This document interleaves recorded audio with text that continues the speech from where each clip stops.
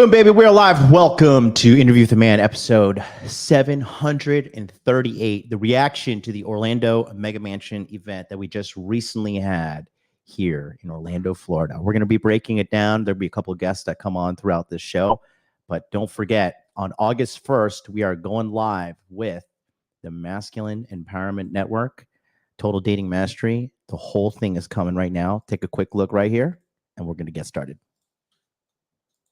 Hey guys, what's up? It's me, MLD, and I'm back today with a special message for you. But before I get going, I just want to ask you one quick question. Are you ready for a massive change in your life? Right now, looking at the state of the world, I'm happy to say that we are making progress.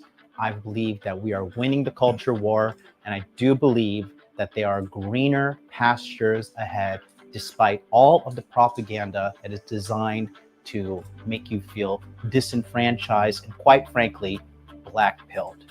The elites and the people who are controlling the world are absolutely losing ground to men like us who desire quality life, to be free, and to have choice in our dating, relationships, financial success, and so much more.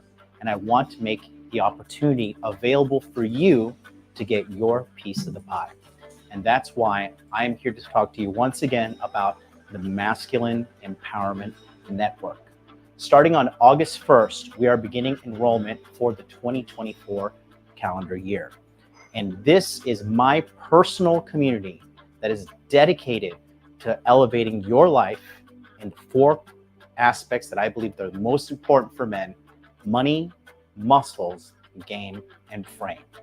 This network has been operational since 2019, and our members have exceeded over 10,000 men across the globe.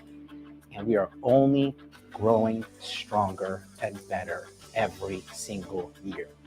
As you know, I recently took a little bit of a break from YouTube, but I was offline training my elite group of members in my community. And I'm back now with a refined approach, re-energized and ready to attack and help give you the life that you want. The Masculine Empowerment Network is a 3-part program.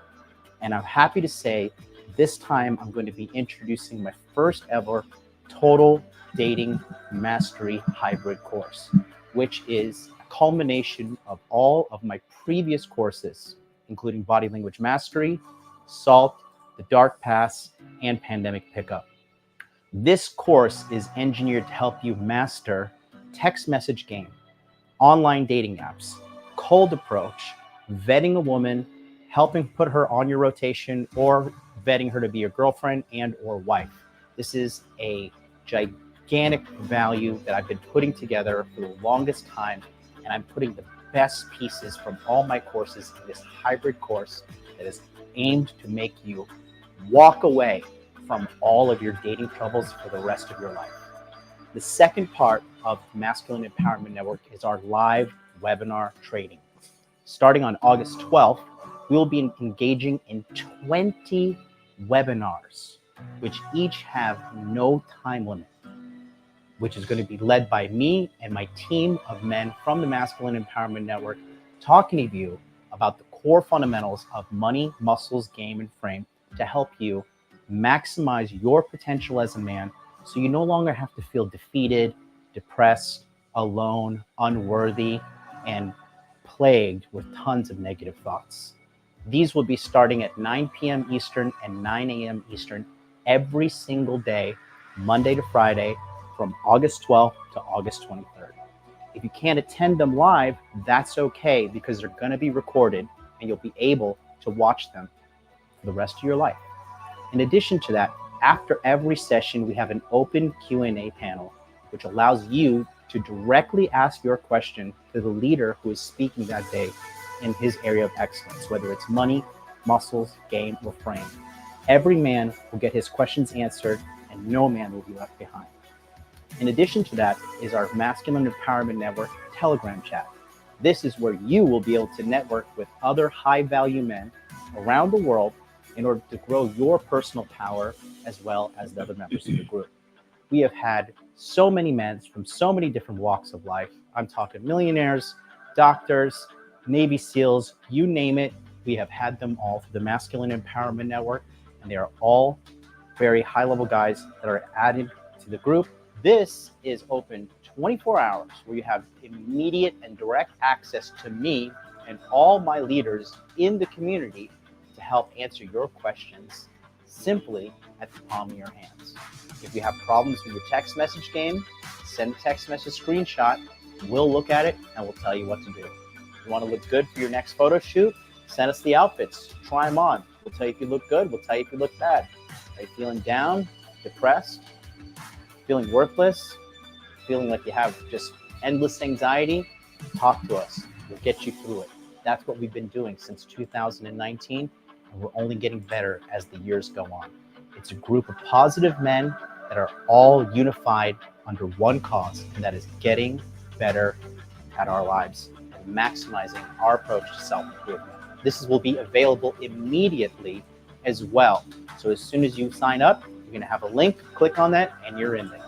The third part of the Masculine Empowerment Network is our Masculine Empowerment Network database. Since 2019, we have recorded every single webinar we have ever done with all the big names across the masculine self-improvement space. And if you miss a webinar, it's okay because it's going to be put on that database. And in addition to that, you're going to have access to 4 complete years of training to catch you up and really have your own personal positive feed of masculine self-development where you can watch and see other men just like you on their masculine journey of self-improvement to help you feel like you're not alone and to answer all of your questions directly. With those 3 parts, that is what we are putting together with the Masculine Empowerment Network. However, I do have a bonus for you. For the first time ever, I am proud to announce that if you sign up for the Masculine Empowerment Network, you will be allowed to attend the Hawaii Masculine Empowerment Network Retreat. This will be only available to men who have joined the community, and we are going to be having a self-development live live-in training seminar in Honolulu, Hawaii, and it's going to be so amazing. As you know, we just did so many live events in Tokyo, Manila, and Orlando, Florida, and I really, truly believe that the power of us coming together and uniting and networking and learning and growing together is the most powerful asset you can ever have in the entire world. Join us, join our brotherhood, and know that we will not judge you, we will not put you down. We are all coming together to lift each other up and ascend to new heights as we march forward into what I believe to be a very, very bright future. And that leads me to my final point. For the first time ever in the history of the Masculine Empowerment Network, we are now adding a recruitment bonus where I will be paying you cash for bringing somebody who has never signed up to the Masculine Empowerment Network before. That's right. If you bring somebody to sign up for the Masculine Empowerment Network, I will pay you 50% of their sign-up fee after we complete the webinars and we get everybody on board, because I truly believe that this is now the time to reach out to the brothers out there who want to help other people and reward you for doing the right thing, for growing the network, and continuing to win with me in the culture war. So don't forget, on August 1st, we are starting enrollment, and enrollment is only available for 5 days because we have to start the training on August 12th. So if that's something you're interested in, you can scan the QR code on the screen right now, or go to masculineempowermentnetwork.com and get on the waiting list, because enrollment will be done through email starting August 1st. I look forward to hanging out with you in the sun in Hawaii, teaching you in those webinars and helping you in the Telegram chat and so much more. Till then, I'll see you next time. That's what we got rocking and rolling. August 1st, the enrollment starts for you guys that are interested in getting back in. We already have 35 people on the waiting list right now. within about a couple of days of promotion only. So if you're not on the waiting list, go right now to the masculineempowermentnetwork.com or scan that QR code right here in the upper right-hand corner. Get on the waiting list, join the community, guys, and we're going to help you out with whatever you need to level up with. Money Muscles Game Frame, we got you. If you just want to turn your life around, we are a group of community. We are community guys that are just like dedicated to improving our lives. You know, that's basically what it is. And if you want help with dating, easiest thing I could fix. I've been doing it time and time again, over and over again. It is no problemo, pretty easy to fix it. All you gotta do is do what we say and you'll be rocking and rolling. Don't forget also, added a little reminder for you guys to be consistent, stay disciplined, okay? It is Inner Game July. So if you're not joining us with the Inner Game July, these are the rules right here for Inner Game July. Help you make yourself feel way better.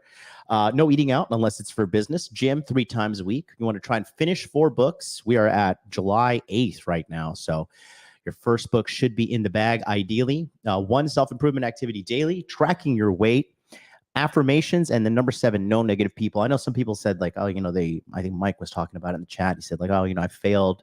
I hung out with negative people, but that's okay. It's like, if you got to go to events, you got to put up with these people. At least you're aware. At least you have the levels of like awareness to know, like, okay, I was hanging out with some, you know, some people that are just kind of, you know, annoying, quite frankly.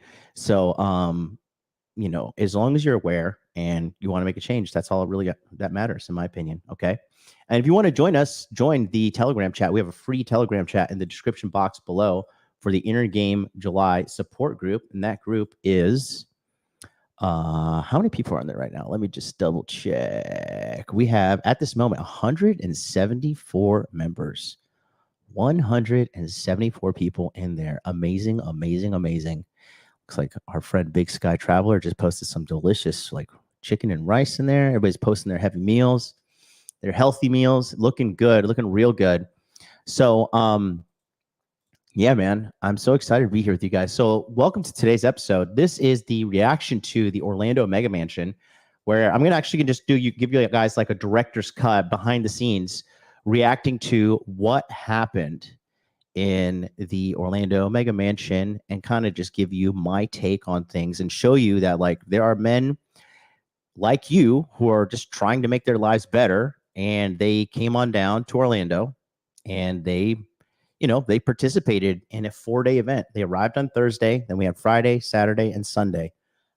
We did it all. We did photo shoots. We did tons and tons of seminars. We educated people on eating healthy.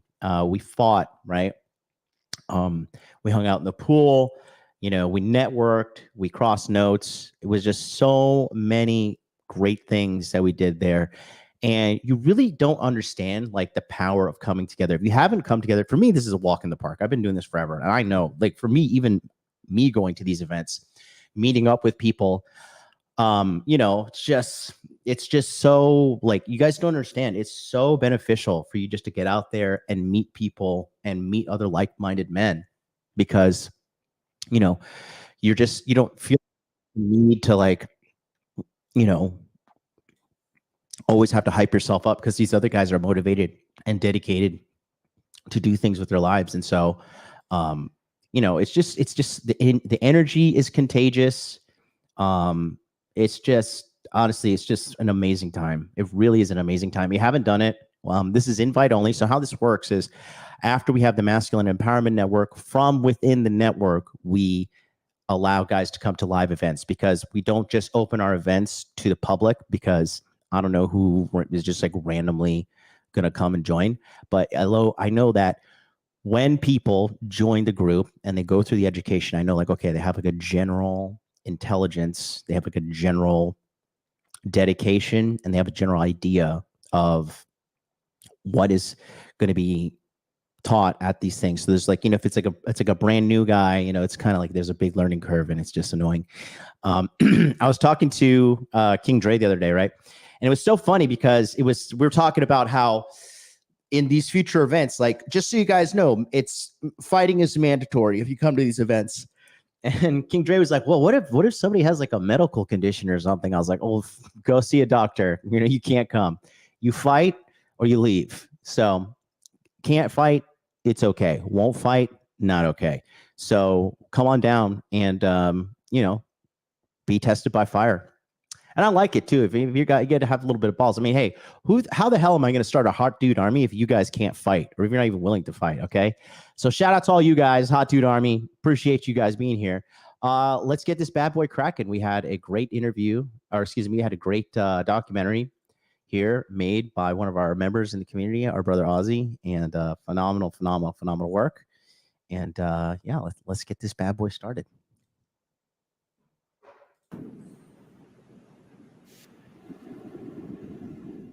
So listen, first of all, I'd like to say thank you to everybody for coming here to the Orlando Mega Mansion event. Give yourselves a round of applause for showing up.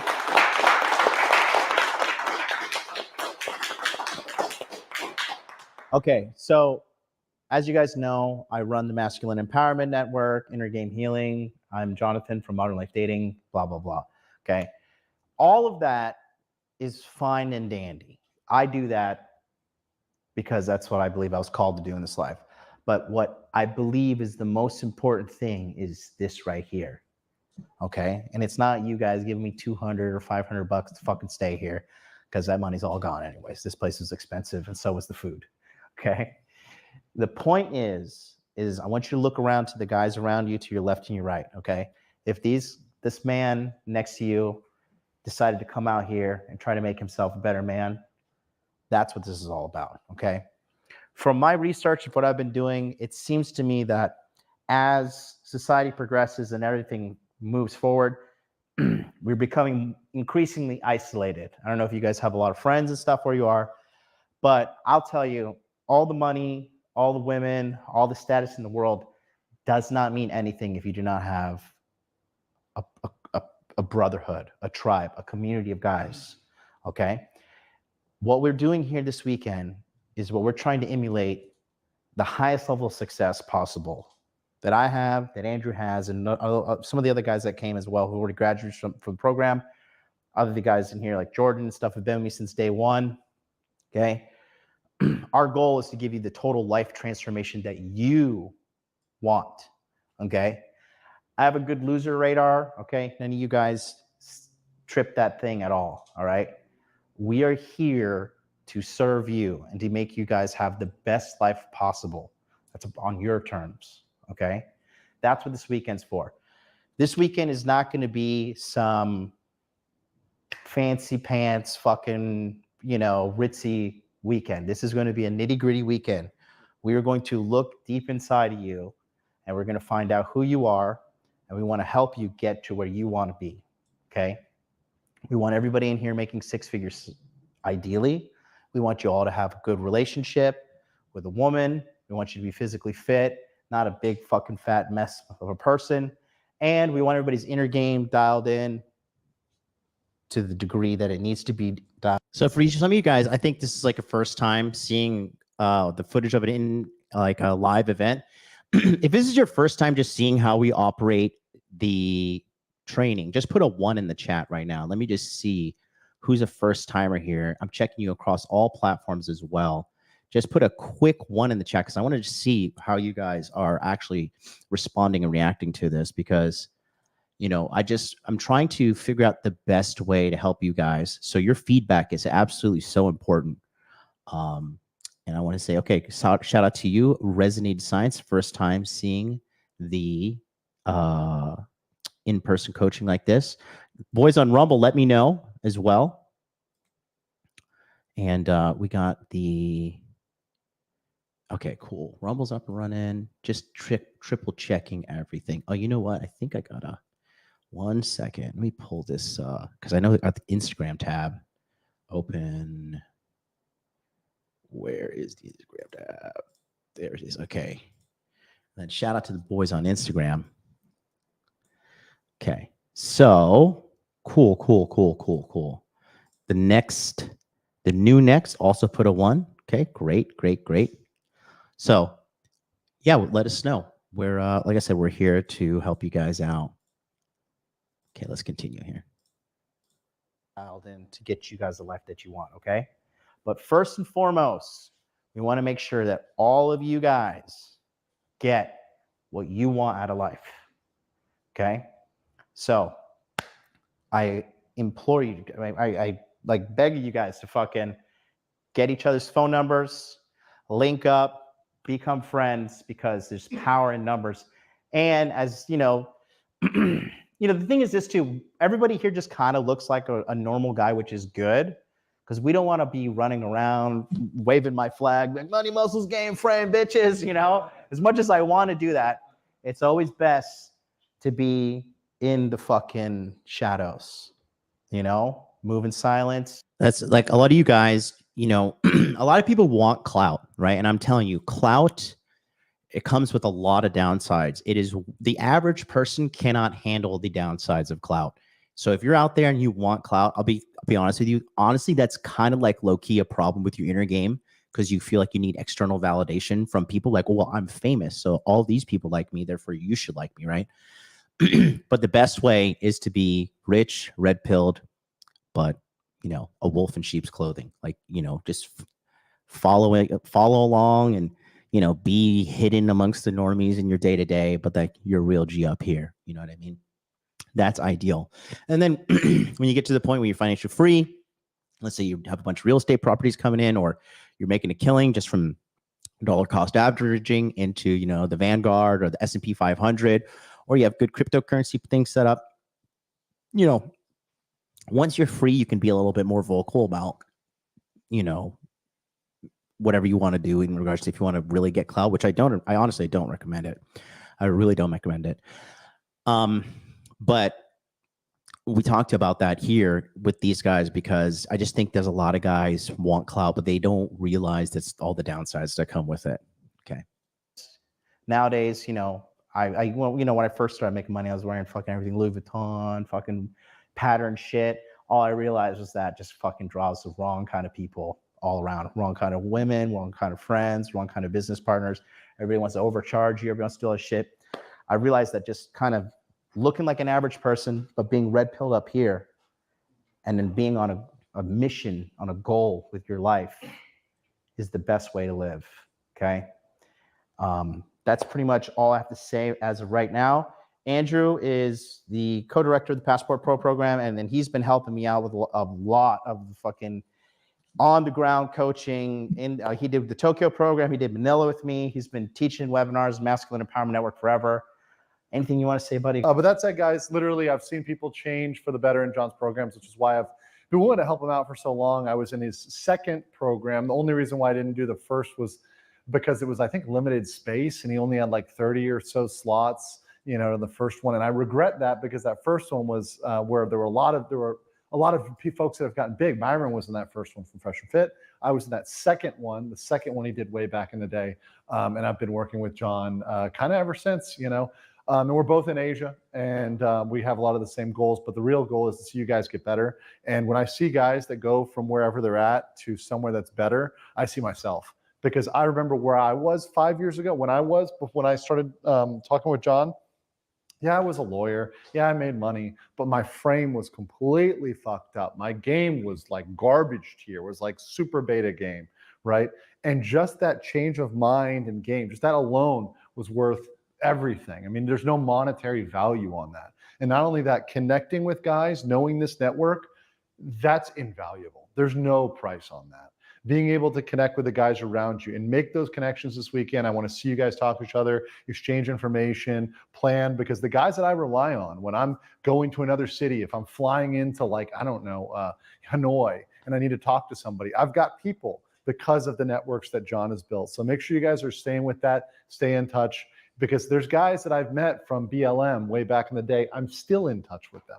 And look at the people that I started with, and people like Myron, Sterling, those guys, they were in the program way, way, way back in the day. So, keep those connections, guys, and we're going to have a good time. And I really hope to see you guys making some positive change this weekend. So here's how Andrew fits into the network. Okay. Andrew is a bar certified lawyer in the state of Florida, and he handles a lot of international law and a lot of international taxation stuff with me in the Passport Pro community and the Passport Bro community, which we are both obviously, we're living out here. We're living the dream abroad. Both of our businesses collect dollars As you know, every currency around the world is shitting the bed except for the United States dollar. So we're totally just rocking and rolling, living abroad at a discount. And on top of that, just, in my opinion, just quality women is better out here. Quality of food is better out here. Quality medical care is way better out here in Asia. If you have money, honestly speaking, if you can move to Asia, and I'm literally saying anywhere in Asia, and you're pulling in $60,000-$70,000 a year, you can live like a fucking king. You can live like a fucking king. All right. Dollar arbitrage is your friend. Dollar arbitrage is like a real thing to be doing. And what dollar arbitrage basically means is like you collect dollars and then you trade it to the currency that is lesser than United States currency, which, because like I said, if you just look at the markets, you look at the DXY, the DXY, and you look at all these different like financial markers, the United States dollar is just soaring right now, and other currencies are dying. And so they're bitching about it here. Like Japan, the yen is like fucking at like a 30-year low, which is great for me because I collect dollars for business. But we talk about setting up tax structures, if you're in Japan, kabushi kaisha, what is it called? Kabuki kaisha. And then that's like the equivalent of an LLC in Japan, the KK. And he has experience with Korea. He lived in Korea multiple years. Now he's in Bangkok, Thailand. He and I are heading up the Bangkok, Thailand trip on August 26th. And so that right there also is probably going to be our best iteration. We're going to be doing the Manila documentary review tomorrow because we actually have an in-depth breakdown with all the guys. So we're doing like seriously endurance streams today and endurance streams tomorrow. We're going to be going like probably 5-6 hours per stream. So buckle up and watch the proof of concept. And then right after that, we got Tokyo Crypto Show. And then after that, we have the Deep Japanese Seduction this week. And then after watching all the valuable content on Friday, I'll be answering all your questions for free. So this is a jam-packed week. If you really want to, like, honestly speaking, if you're at home and you're like, okay, I'm tired of my dating life sucking. I'm tired of not having money. I'm tired of feeling bad about myself, having no self-esteem, having anxiety, depression, whatever the case may be. This is your week, but you got to pay attention. You got to watch, and it's going to be long. It's going to take hours. It is, because you're not just going to find a YouTube channel that's going to give you all the solutions to your problem in 1 hour. You'd be like, okay, fucking did 1 hour of work. Like, now fucking congratulations, my life's set. It doesn't work like that. Okay. So retard alert. Don't be a fucking retard. All right. Just hit him with the Hadouken. Just sit down and knock this thing out, man. I'm telling you guys, the ROI on increasing the quality of your life is it's endless. It is endless. It is endless. It is endless and endless. In a generation now where everybody's crying, everybody's whining, everybody's complaining, I'm miserable, I'm this, I'm wah. There is so much opportunity left out there for people who are just going to be normal. Just show up on time. Don't be a fat, disgusting fuck. Have morals. Do the right job. Like do a quality work when you go to work. Like the world is your oyster if you could just do these simple things consistently over time. And that is just hard for some people, but it's not hard for us here. And that's what we're helping you out with the Masculine Empowerment Network. Okay. So that's what Andrew does. And Andrew's going to be popping on the stream later today, giving us a little breakdown, but let's continue on here. So, John. So the next thing we're going to do now is one by one. I guess we're gonna give you guys a little introduction. Everyone, my name is Juan or Juan Pablo. I'm 43 years old. I'm from New York via Colombia. I have a family business driving school, and I'm looking to scale that up to hopefully a six-figure salary for myself. Right now, the school does me over 6 figures a year. We've been in business 3 years, so that's it. And I'm here to just be better than when I came in. Just learn from everybody and walk out of here a different person, but a better person. I'm 25 years old. I run a company that helps people secure business funding, like specifically 0% interest business funding. I've been doing that for a couple of years now. We have a big team. We're at about 7 figures a year. Yeah, man, just came here to meet everyone, network. It's my home turf. This guy, Joseph, he's a really cool guy. He's real sharp too. He does very good for his young age. So I just want to meet people, like-minded individuals that want to grow. My name's John, 45 years old. I'm a government contractor. My business or financial goal is to get more certifications, increase my income, and then eventually transition into a consultancy with my brother and, be the digital nomad traveling across like some of our mentors here. My goal for this weekend is to meet like-minded men, form a brotherhood, and, just make those connections that'll last a lifetime. I'm 25 years old. I'm from New York, but currently live in Tampa. I work in software development. That's our big homie, Mike Harton, in the chat. Started watching, went to our software development education, got educated in about a year. Now he's making, not going to say, but it's close to 6 figures. He's doing a great job. He's a young man turning his whole life around, crushing it. But I'm starting a business to help freelancers build some web app sets. And so he says, I'll tell you, David Mugala says he looks homeless. I assure you, he makes more money than you, buddy. I'm here to fix my inner game and connect with some awesome dudes. I am 27 years old.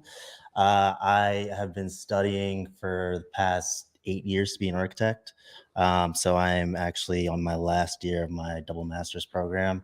So I'm trying to figure out ways to kind of diversify that kind of skill set into possible courses, teaching, kind of split up my own income and then add on that.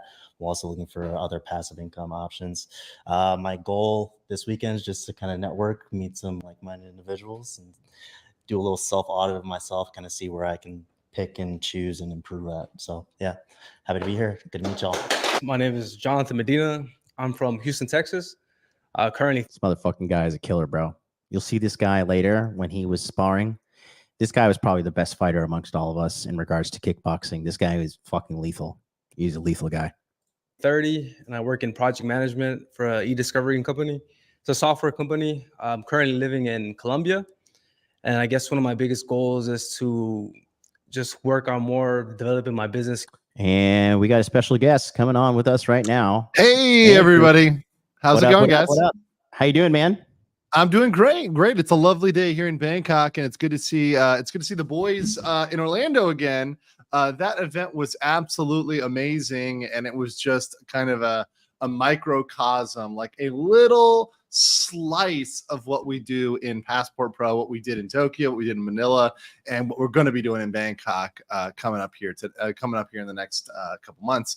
So, to me, it was great to get everybody together, and that's really why M.E.N and your network is really good, is because it brings these guys together and allows us to do these amazing events that are really unique. They're really, there really isn't a place where you get all that information in one place, where you get the lectures, the activities, everything else.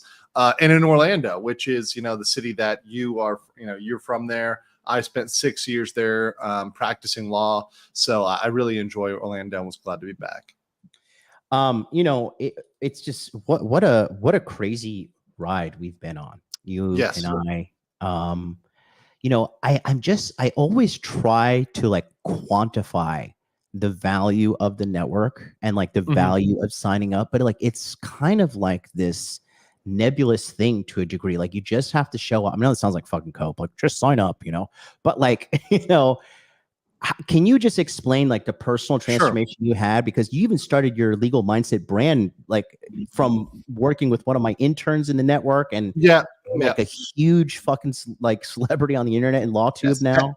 Everybody who, a lot of the people that are big right now, including big on the internet, big in general, and there's a lot of guys that are like secretly just fucking killing it. They started out because of the network or because of the secondary effects of the network. And this is why, John, you say, hey, you can't quantify it, because you honestly can't. The thing you're going to need, you're going to find within the network, but you're not going to know till you dig in and get there. Let's use an example of even myself, right? Like I wouldn't have necessarily thought to do YouTube. I thought, okay, maybe I can do some sort of consulting. Maybe I could do something else. But it was only when I networked with somebody else, Tom, who was a member of the network, a member of M.E.N, right? And then connected with some guy, this little old guy, his name's Myron Gaines, that guy who helped me out and hooked me up and, was also my personal trainer, my good good friend. You know, it's only when I hooked up with these people that it actually pushed me to go and start my brand, to start my channel, you know, to go to the next step. And now here I am, you know, on YouTube. Now I'm over 150K subscribers. I get over 2,000 people watching me regularly, you know, and I would have never imagined that. Like, that was something I did not think. It's a road I thought I wasn't going to go down. I thought, okay, maybe I'll be working at a different law firm, or maybe I'll have my own law firm, or whatever else. I wouldn't have thought, no. You're going to be able to live an international life where you can fly anywhere you want. You can have girls all over the world, right? All over East and Southeast Asia, right? And you're going to have that freedom that is so satisfying. And I think for men to be happy in the long term, you need to have that. And that's something that you found through the network. And not everybody's road will be the same. A lot of guys, they have different roads, different paths, different things they're going to do to get them to the road to masculine happiness.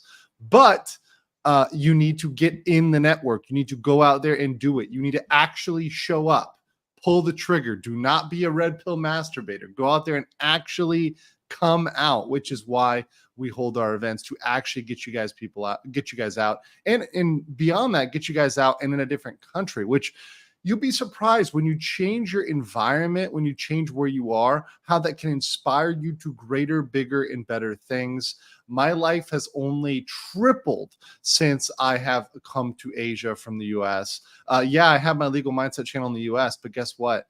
90% of that growth has been in Asia, has been over here once I got out of the United States. So yeah, so definitely it's something I would suggest to get out and do and get into the network. That's the real sauce, is getting into the network, getting out here, connecting with guys. Because look, John may not be the guy you're partnering with, but you may find your other business partner, your other collaborator in the group, which is the massive value. Well, you know, I want to real quick, because I didn't even know how bad your situation was until you told me in Manila. Like how. Oh yeah, you didn't know? Yeah. I had no idea how bad it was. Yeah. Like, you know, and you showed me that picture of you. You look like, you know, you look like such a fucking nerd. And I couldn't even believe that. I was a nerd. I was a huge nerd. Yeah, I was a giant nerd. But I mean, which is fine, because honestly, I think, and you have a lot of guys that come through your group. I think if you're a nerd, you're probably a smart guy, which, you know, starting from the baseline of smart is fine, because you can layer the chat on top of that, right? You know, it's a little harder if you're Gronk, or you're a brick and you just don't get it and you can't process the information. If you're a smart guy, and a lot of the guys in the group are really smart, right? You're able to process this information, you're able to think it, and then boom, you've got to take action on it. But yeah, I was in a bad situation. You know, yeah, I had the job. Yeah, I was a lawyer, right? But my woman life sucked. Right. You know, I was going from LTR to LTR. My leg count was, I think I talked about this before John's program. My leg count was 4, you know, and those were all girlfriends. You know, they're all girlfriends. It's long-term girlfriend, long-term girlfriend, long-term girlfriend. But I didn't think, I never believed that I could just go out and, if I wanted to, if it so tickles my fancy, pull a girl the same night and make that happen. I would think I can never do that. If I went back and told myself, and this is my like 27-year-old, 28-year-old self, hey, you can just go out there and pull a girl and smash the same night if you wanted to, I would have said, no way, you're fucking, that's not me. That's another type of guy, right? That's another type of guy. That's not me. Now, if I want to do that, that's anytime I want to do that, right? If I want to go and get a new girlfriend, you know, and I told myself back in the day, hey, if you, in the future, you'll be able to get a girlfriend within a week. I would never believe myself. Never believe myself. Now, that's not a problem. I don't need to worry about women's stuff. Women's stuff is the least of my concerns, right? Business stuff is more my concern now. And the great thing is that your community allows people to level up in women, business, and in fitness, right? Which are the 3 core, in addition to frame, right? Which are the core areas of masculine improvement and masculine happiness. Yeah, you know, it's such, I believe we just have such a comprehensive attack towards it, because, you know, to a degree, I feel like the red pill space and manosphere space has kind of turned into like this drama circus, when it's just like, who has the latest drama? Let's react to this 304 doing this. And it's basically a bunch of copycats doing, like, trying to copy what Fresh and Fit did, quite frankly. Correct. Yeah. You know, but I just don't, I really, when I look at the space, I don't see anybody's like, here is the clear path for the average guy to become above average. Like, here is the clear path. And the one thing is, I like what you mentioned too. The one thing I've noticed about there's a common denominator between all the guys that join our communities. They're very smart guys. There's like really not Very fucking smart. dummies that show up. And I just think that that's just such a powerful asset, because once we kind of dial these guys in and get their confidence feeling, to the right level, then, it's only a matter of time before the success comes. And I mean, consistently, like, we have just been having consistent success behind the scenes since 2019. And I take pride in the fact that, like, you're able to make a brand where you get more, like, dude, I'm sorry you have to come on the peasant stream where we only got like 50 people on my fucking stream. When you get like that, like, what are you averaging now? Like 1,000 to 5,000? Well, over at least minimum 1,000, and like now I'll get 2,000 pretty routinely. So, so yeah, no, I'm doing pretty well, and it just depends on the topic. I can get, I've had streams where I have 20,000 if it's a news topic, right? It depends on what it is. But that said, it's because I focus generally on streaming. My strength is streaming. I'm a very consistent streamer. I'll probably stream a little bit later today. So it's something that I've built and cultivated, and it's kind of become my niche. So like, I know streaming, particularly law streaming, particularly legal news, right? That's me, right? I focused on that and kind of zoomed in on that. And everybody else can do that as well, can focus in and zoom in and become a specialist. And the great thing is about the network is, once you have a bunch of specialists, you now have people you can rely on. So if you need somebody for fitness advice or for crypto advice or for whatever else, you can call somebody in because you've got these different experts, right? And that's such a value. It's so huge. And guys need to be helping out other people and kind of lifting them up. That's exactly what everything is supposed to be doing in this network. Shout out to Afi Kingdom in the chat with the extra Afi, what's up, brother? Wrestling podcast. Talk about a guy who makes a lot of transformations with his personal brand too. It's just phenomenal to see the quality of guys that come through. Every time I come to, like, meeting these guys, like, fucking Medina and like, Rockhold and shit like that. All these guys coming through. It's just huge. Just, I don't know, it makes me feel good just to see the quality of guys we're attracting. It's like, I mean, Orlando impressed me. All the guys in Orlando, like, looking at them, hearing their bios, hearing what they're doing. These are not jokers. These are people that are really cool. They're really great, and they've got serious backgrounds. They're serious gentlemen, and I can see how they have a path to becoming just absolute rock stars, right? If they continue on this, if they stick with this, and the fact that they're willing to show up and get in the fucking ring and and do the work, right, that weekend, and commit to following, following our directions, following the course of the program. I think that's amazing. And I think all the guys that attended deserve praise for just showing up, because that's more than 99% of people do today. They don't show up. Like you said, John, they just want to watch the drama on the red pill channels, and they want to, laugh to that or masturbate or whatever else, instead of actually going out and doing the work. And at the end of the day, the person who's been telling you to do the work is this guy. He's been telling you this for 5 years, and that's the only thing that's going to get you improvement, is to actually do the work, whether it's on your frame, your game, or whatever else, fitness. You've got to actually go out there and lift the weights. You've got to go out there and get the help you need. If it's for frame, right? Get your mind right. You've got to get your money right. You've got to build that business, right? If you don't do these things, it can't help you. And John's been inspiring people to do that for what now, John? Is it 6 years? 7, 8? Started 2019. So, I mean, my So channel, five?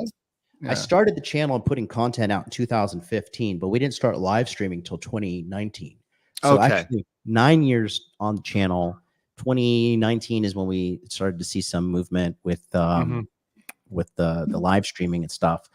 But that's the next bridge I got to cross, because I feel like, I don't know if I'm shadow banned or something, because it's just like 229,000 subscribers and only 50 people watching right now. I'm kind of like I don't know. It's just well, you gotta streaming is, I mean, my live advice to you here on streaming is you have to do it consistently. You have to be on the schedule, and you can't take breaks, and you've got to be very, because the audience has to know, hey, John's streaming at X time. And so that's the thing about streaming, that it's both. Streaming is awesome, but it does have the burden of, you have to keep up the streaming schedule, right? And if you drop off even for a little bit, it is a big ding in the algorithm. and also in the viewer's memory, because they say, oh, John's not on. And then next week, John's not on, John's not on, John's not on. So they kind of forget. You got to reset that. So it took me a very long time of being at 25, 30, 50, 70 viewers before I started to get to the hundreds, and then, close to the thousands. So, just stick at it. And streaming is like anything else. Yeah, we will overcome. We will overcome. Like I said, the reason I was mentioning is like, even, you guys at home, you have your personal struggles. I have my struggle. We all have struggles, but instead of being victim to them, we're pushing through and watch them. Let's back to these intros. Let's see something we got on here. These are good guys. Yeah. Skills, network with everyone. Oh, speak of the dove. Perfect timing. So look who's here. What up, man? What's up, dude? Hey, what's going on, Paul? Hey, what's happening? Happy to have you. Looking good, man. Looking the nice new setup. Looking nice. Thanks, brother. Oh, well, the setup is my interior decorator advisor, John MLD, helped me with the office. So, did you get a new camera? Yeah.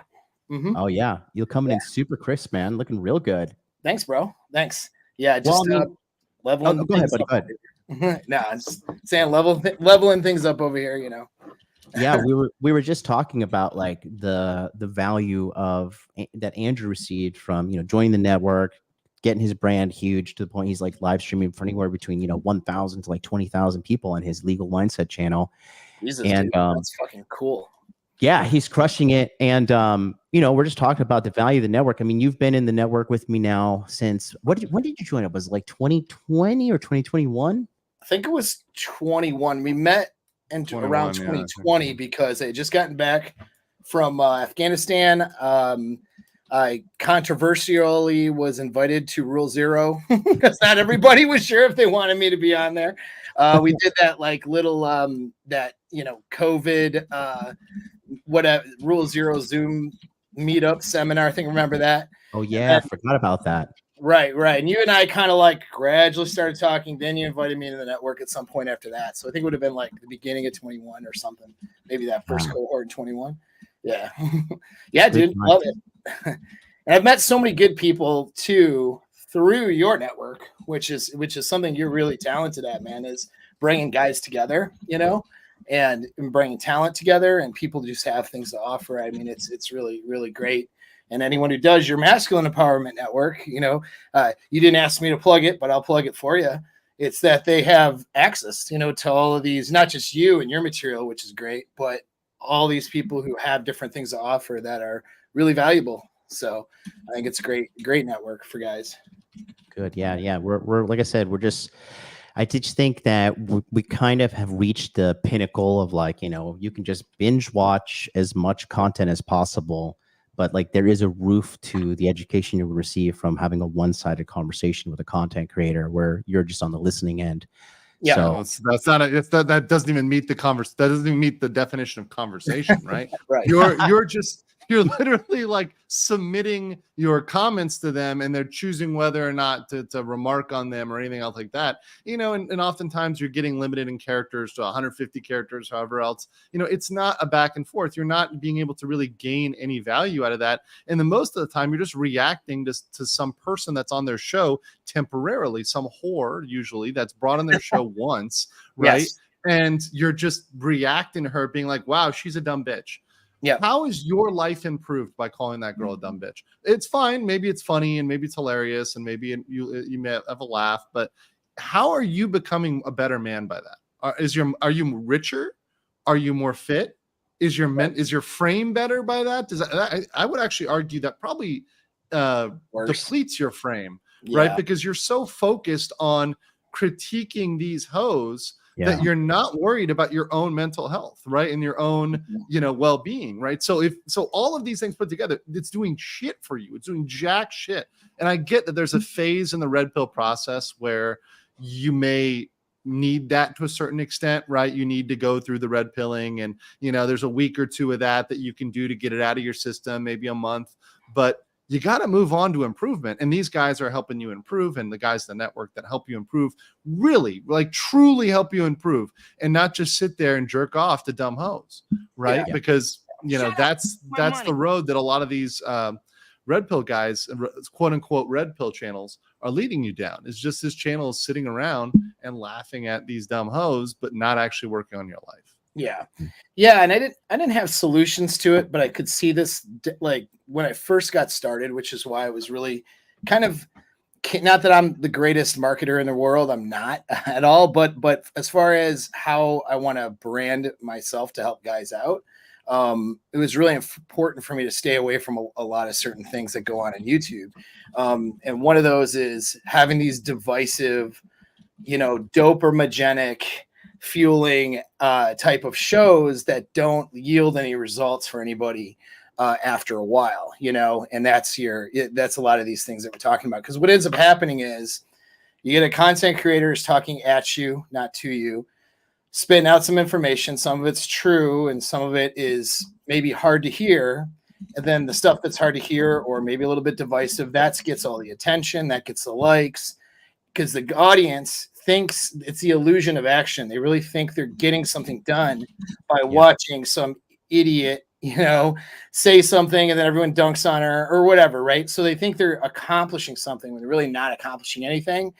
And they like and they throw a comment in. Well, the content creator guy is getting that feedback going, oh, so the shittier and more divisive I can be, the more people that are going to jump on. And so then it just turns into a thing where everyone sort of tries to top each other with stupid comments and divisiveness. And there isn't anybody, you guys are different, obviously, and me too, but there's an element of like a thumbnail or something that is attention grabbing, and that hook line that sort of brings somebody in to be curious. And some of that could be a little divisive, but when we get into the content and what we're advising men on, it's actionable things that help them.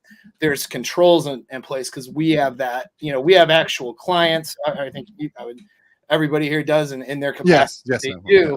So like our thing is like, I'm dealing with clients who pay me money to help them solve problems and level up different areas of their life, things that I'm good at. Right. So knowing that when I go on YouTube, I'm here to help guys out with actionable information. Whereas not everybody's doing that. They're really trying to get more subscribers and likes, which we would all like too, but they're doing it by that divisive stuff that drives short-term, boosts and viral videos, stuff like that, but doesn't lead results for guys. And so now you see this men's health space is pretty well polluted at this point. That's a good word, Paul. Polluted is a good word. That's why polluted is a very good word. It's like the Exxon Valdez of bad advice. Like there's all this like shit in the ecosystem. And I can say in the beginning, having been around for a while, and I was there as a lurker and a watcher for a long time before I engaged in MLD's community, a long time. Yeah. And I can say I've watched it, and it was relatively pure at one point, or at least like it was coming from a good place. But now that everybody's gotten in and they're like, the grifting is good, right? Yes. They've just put out so much stuff. And even the people that posit to be trying to help you, right, often are giving just horrible advice or advice, like John said, that isn't for the average guy. If their advice is $500,000, it's like, okay, well, how does a guy get to having $1 million, right? How does a guy level up, right? There's no system, there's no program, there's no advice to get there. It's just, okay, well, have $1 million and make a really good Instagram. Okay, take steroids. It's like, okay. Go break your legs in Turkey and become 6 inches taller. Then, yeah, there you go. There you go. Chad status achieved. Yeah. Shout out to Taloa. He just said he's in the chat. He filled out the link for above. Yeah, if you guys want to fill out the link, brother. We're doing the live training in August 26th for Bangkok, Thailand. It's going to be our best program. Actually, Andrew, real quick before we get back to this, sure. You lived in Bangkok now 2 years now. How long? I'm right now back in Bangkok from Manila. I've been there for roughly 2 years. I visit for a little bit longer. Once again, the great thing about this is, first of all, it's my home turf, so I'm going to make sure this is the best possible program, period. We're going to go even further with what we know that you guys want. So every day we've got classroom experiences, right? Where we're teaching you information, where you're learning from actual subject matter experts, in the morning, bright and early, you're getting that education. every afternoon is packed with valuable activities, right? Whether that's physical activities like going out and doing Muay Thai, which is way leveled up. We did this in Manila, but it's going to be leveled up here in Thailand, the home of Muay Thai. We're going to be going out and getting stuff like health exams, right? At one of the best hospitals here, which is a weird question I get from a lot of people when I'm doing consultations. They say, Andrew, what happens if I like get injured? Are there hospitals over there? I'm like, yes, Asia has hospitals. We're going to go get a health checkup. So you guys have, so you guys know you're healthy. So you get your blood work, you get everything done. You make sure you're A-okay. We're going to go out and be doing activities where you're getting updated photos. You're getting an updated style look. You're making sure you look clean, look good. You get a haircut, you get, taken care of. So all of these things are going to be taken care of on this program. In addition to being able to, yes, also go out. Yes, pick up girls. Yes, learn game. All these other things are packaged together in a program in which you're going to get to bond with other guys. You're going to get to be there with John, myself, and others who are there one-on-one, face-to-face. There really aren't other programs that deliver this type of value. And when you leave this program, you will be a changed person. You will improve. You will be able to change your life in a positive way. If anything, you're going to be inspired to do it faster. Right? You're going to be inspired to get your stuff together to be living the life that you want to live. Guys, you've probably been out there stuck in a rut, not moving, not going anywhere. One of the best things to do when you're stuck is to pull yourself out and put yourself in a different environment, to be able to reorient yourself, to think differently, to see that a different life is possible, which is why you guys really got to come out and join us in Bangkok in August and September. And I hope that a lot of you guys can come out and do that. We debuted the Manila documentary on the channel this morning, actually. Oh, awesome. It was received very well. And then, people like Yellow Joe here says, really impressed with the down-to-earth guys who attended this event and a Manila event. Regular guys who want to do above average things in life. I can relate. No ego, no showboating. Yeah, we don't have time for any of that stuff. And quite frankly, that's just like an indicator of low self-esteem if you got a showboat and stuff like that. We're all here to level up. Let's go back to the episode here and just watch some of these introductions from some of these guys, because I want you guys at home to see, we had such a good mix of people there. So far we had a fucking Spanish guy, a Jewish guy, and then we had a fucking white guy, we had a black guy, we have our token Asian, we have literally around the globe. We have pretty much. Yeah, it's great. It's great. It's an international brotherhood. And we didn't even try to do that. It's just funny how these guys. No, we don't need fucking DEI quotas to make the first group of men.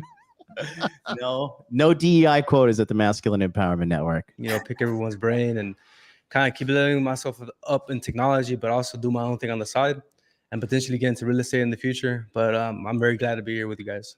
I'm Jordan Kurtz. I'm 25. Jordan. I technically have a mechanical engineering degree. I'm employed as an instrumentation and controls engineer. I've actually joined Body Language Mastery the quarter after Andrew did. So I've been all here a long time. And a sneak peek for what you'll see tomorrow is I actually found the first interaction between John and I, and you'll see the level of confidence that I had then and now is just completely different. So John has completely changed my life, and I'm happy to be here and be here with all of you. So. And Jordan has actually gone on to he has his own hypnotherapy business now, where he helps people help themselves get over their traumas, their anxieties, whatever the case may be. He was actually supposed to be here on the stream today, but it's actually his 26th birthday. So he's out having a good time with his family, doing it up. But even when Jordan, when he came to us, he you'll see later here, he just was so lacking confidence and lacking direction. And it's so just fulfilling to see how he turned his entire life around. He's making good money too. On top of that, he's not even 30. We got for the guys that are 29 to 18 in my community. These guys are fucking killers. These young guys are motherfucking killers. They're on a great path, because what I tell you to do is hard. There's no doubt about it. What I tell you to do is hard, but that's why it's so rewarding. That's why there's so many rewards at the end of it all. Yeah, and the young guys are the guys I've seen really kill it. I mean, like my former roommate Tom. I mean, Jordan over here. The younger guys who start their path younger, because I think to myself, "What's up, Jordan?" I think if I could go back and at 18, 19, 20, 21 start this path, I would be a fucking gangster. It would be over, right? I started this path when I was 27, 28 to really change my life, and dedicated to changing my life, to making a version of myself that I can be proud of, that I can go to sleep at night and say, you know what? I am living my mission as a man, right? I am as a man happy, right? And I'm getting what I want, what I really want, without feeling shame, without letting anybody, say that what I'm doing is wrong or the goals I'm going for are bullshit. And having guys who can actually give me advice on getting that. Right. So when I need advice on crypto, got guys I can ask. If I need advice on fitness, I got guys I can ask. If I have somebody who, needs to get my brain right, hypnosis, Jordan Kurtz, can ask that guy. Great example of a guy. And he went from being a guy who was receiving that information to a guy who is now teaching that information. Yeah. And that's what we all want. of you can do the same thing. All of you can be the same. You can do the exact same thing as Jordan. Yep. And I mean, just the transformation alone is just phenomenal to watch, because that's my greatest indicator of success is like how many people come out from under your coaching that go on to help other people as well, Right. or even surpass you. It's so beneficial in my opinion. It looks like Instagram feed ended. Okay, well, you guys will be coming over anyways. Shout out to everybody on all the platforms watching us. We've got people watching us on X, YouTube, Twitch. So hit that like button and let's continue. We got Donovan up here next. Guys, my name is Donovan. I'm 28 years old, originally from Utah, but I live in Tennessee now. Love it there. I'm a nuclear engineer. My main reason for coming here is the networking. You can, all your stuff is online, but I have a good group of friends where I live, even like badasses. But when I try to talk to them about anything that we're going to talk about, it's just like it doesn't even register. And so it's the networking that I'm really here for. And then let's see, career goals, continue to level up what I'm worth on the market. And I'm working on that. And then longer term goals, some sort of my own business. I have tons of ideas. And because of that, I have trouble choosing. So that's the next step that I need to do there. What's up, guys? My name is Matt. I'm 34. I'm from San. This guy, I told him, I was like, "What the fuck are you even doing here? You're done, bro. You won. Like, go." I was like, "Go pick up hot Asian girls in California, bro. You got the recipe." Jose, California. I work as a staff accountant at a VC law firm in the Bay Area. Currently, I've been mulling over a few different options as far as a career path goes. So I think one of my goals to get out of this weekend is to narrow down where I want to go within that. In addition to that, I think everyone's made it abundantly clear we all want to network and form a strong brotherhood. I've seen a lot of you individuals on the calls that we've had. So seeing everyone in person, there he is, from behind the screen is awesome. So looking forward to that. Also looking forward to picking your guys' brains this weekend and getting more of the mindset down to develop the kind of life that I want. So just looking forward to having a kick-ass weekend and looking forward to calling you all my friends by the end of Sunday. Can we stop right there? Because that's because here's the thing, and let me just say this real quick to be serious. There's this. I identify with that a lot in terms of you can have a successful job, you can have it all on paper, you can be in this position where other people look at you and they think this guy's winning, but you don't feel internally like you're winning yet because you still need that work on your frame. You still need that state of mind, which is exactly what he was mentioning right there. Right? What he mentioned is, hey, he's got the business, he's got money muscles, he's got the money, right? The money is not the problem. Now it's the frame, and he feels like he's not there. That's so important. That's why that's a pillar, right? Yeah. If you don't have this right, you're never going to be able to get what you want. I was going to say, go ahead. because Paul's an expert on this too. I would like you to kind of elaborate a little bit if you can, Paul. Yeah. Sure. Yeah. Oh, yeah. Well, what happens is the way the brain is designed at a neurological level, you have to keep in mind, it's not designed to actually help you be successful and to attain higher levels of things in your life. Your brain is designed to keep you safe and put you in a place of homeostasis or sort of sameness. So if you did what felt right, you wouldn't do much other than chase after hedonistic sort of short-term goals, right? And this is what happens with people who are addicted to drugs or heavy partiers or, you know, those types of things, right? They're chasing the short-term high and reward, but they're not really getting any long-term success. If you want long-term success, you know, the brain, you have to fight, you have to work with the way that your brain's designed to make that happen. What often happens is that guys will get the success, they will, let's say, get the body they want, they'll go to school, they'll get the degree, like he's an accountant, they'll get working in a firm, you know, probably making good money, like they'll get these things to happen, but their mind is still stuck where they were, you know, and the mind being sort of stuck there will cause people to self-sabotage. It's a couple of sources of self-sabotage, but that's one of them. It's being in the old identity. So one thing you have to be able to do, which is something I do with guys all the time, is to update your identity, because who you are today, when you've accomplished a bunch of things and where you're at, or when you've been through stuff, right, is different than who you were, you know? And so some of your bad habits or your limiting thoughts or beliefs, or some of the behaviors you have that are really, that are not, a little less successful, a little bit sabotaging, that's part of an old you. That's part of an old paradigm. And maybe some of those things were useful, you know, at the time that you were doing them, but they're not useful now. And so constantly updating those beliefs and that identity, not just from a logical understanding, like, oh, I know this, I know that, but from an unconscious perspective and a behavioral perspective. You have to behave different, and you have to adopt unconscious thoughts and beliefs and different emotional reactions as well, you know? And so you have to work on the whole person, not just, oh, like I read this book or I heard this podcast and that makes sense, so now I'm going to go do that. Well, sure. How are you going to do that? Right. Or you've accomplished a bunch of things. Okay, cool. But then now you don't feel like this accomplished person. When you talk to that girl, for example, you're getting nervous, like you were that dork in high school you once were, instead of the guy who's accomplished a bunch of stuff. You know what I mean? And so it's updating that identity is really an important thing, and really coming into that version of yourself, and then, you know, having those behaviors, beliefs, emotions, reactions that's congruent with the best version of you and not the old version of you. If that makes any sense. And it's a brain thing, actually. I have to change the brain and change the body, which is where the emotions are, like think places like the vagus nerve, stuff like that.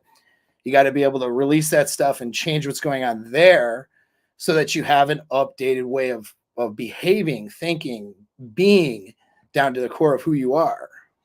So hopefully that makes sense.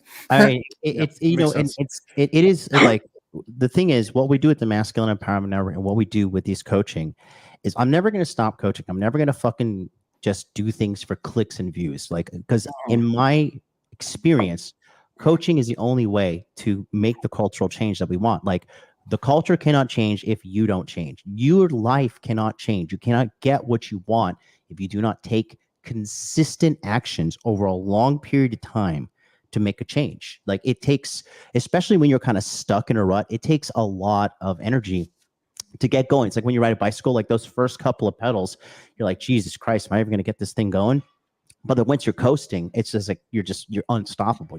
It takes very little effort to keep things going. Same thing with business, same thing with money, same thing with girls, same thing with your mental health, like everything. Once you have momentum, because there's positive momentum and there's negative momentum. And if your life sucks, you probably have negative momentum, and you got to spin up a bunch of effort to get that positive momentum going.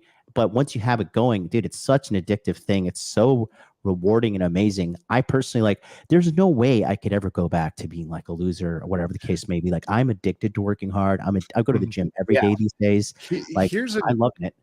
Here's a good one that I learned a while ago, which is, you know, imagine yourself in 5 years doing the exact same thing you're doing now, right?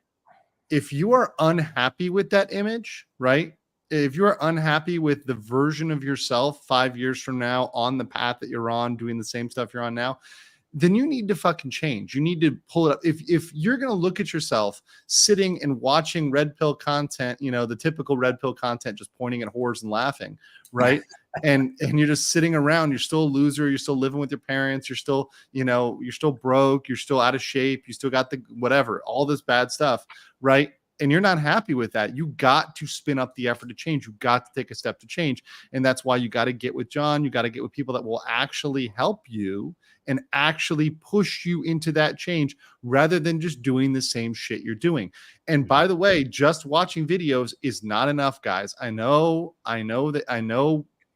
it's good as a start, but you've got to stop watching videos. Even John's videos, you got to actually engage with them, actually get involved in this, actually do the work, right? Until you do the work, you are not going to change.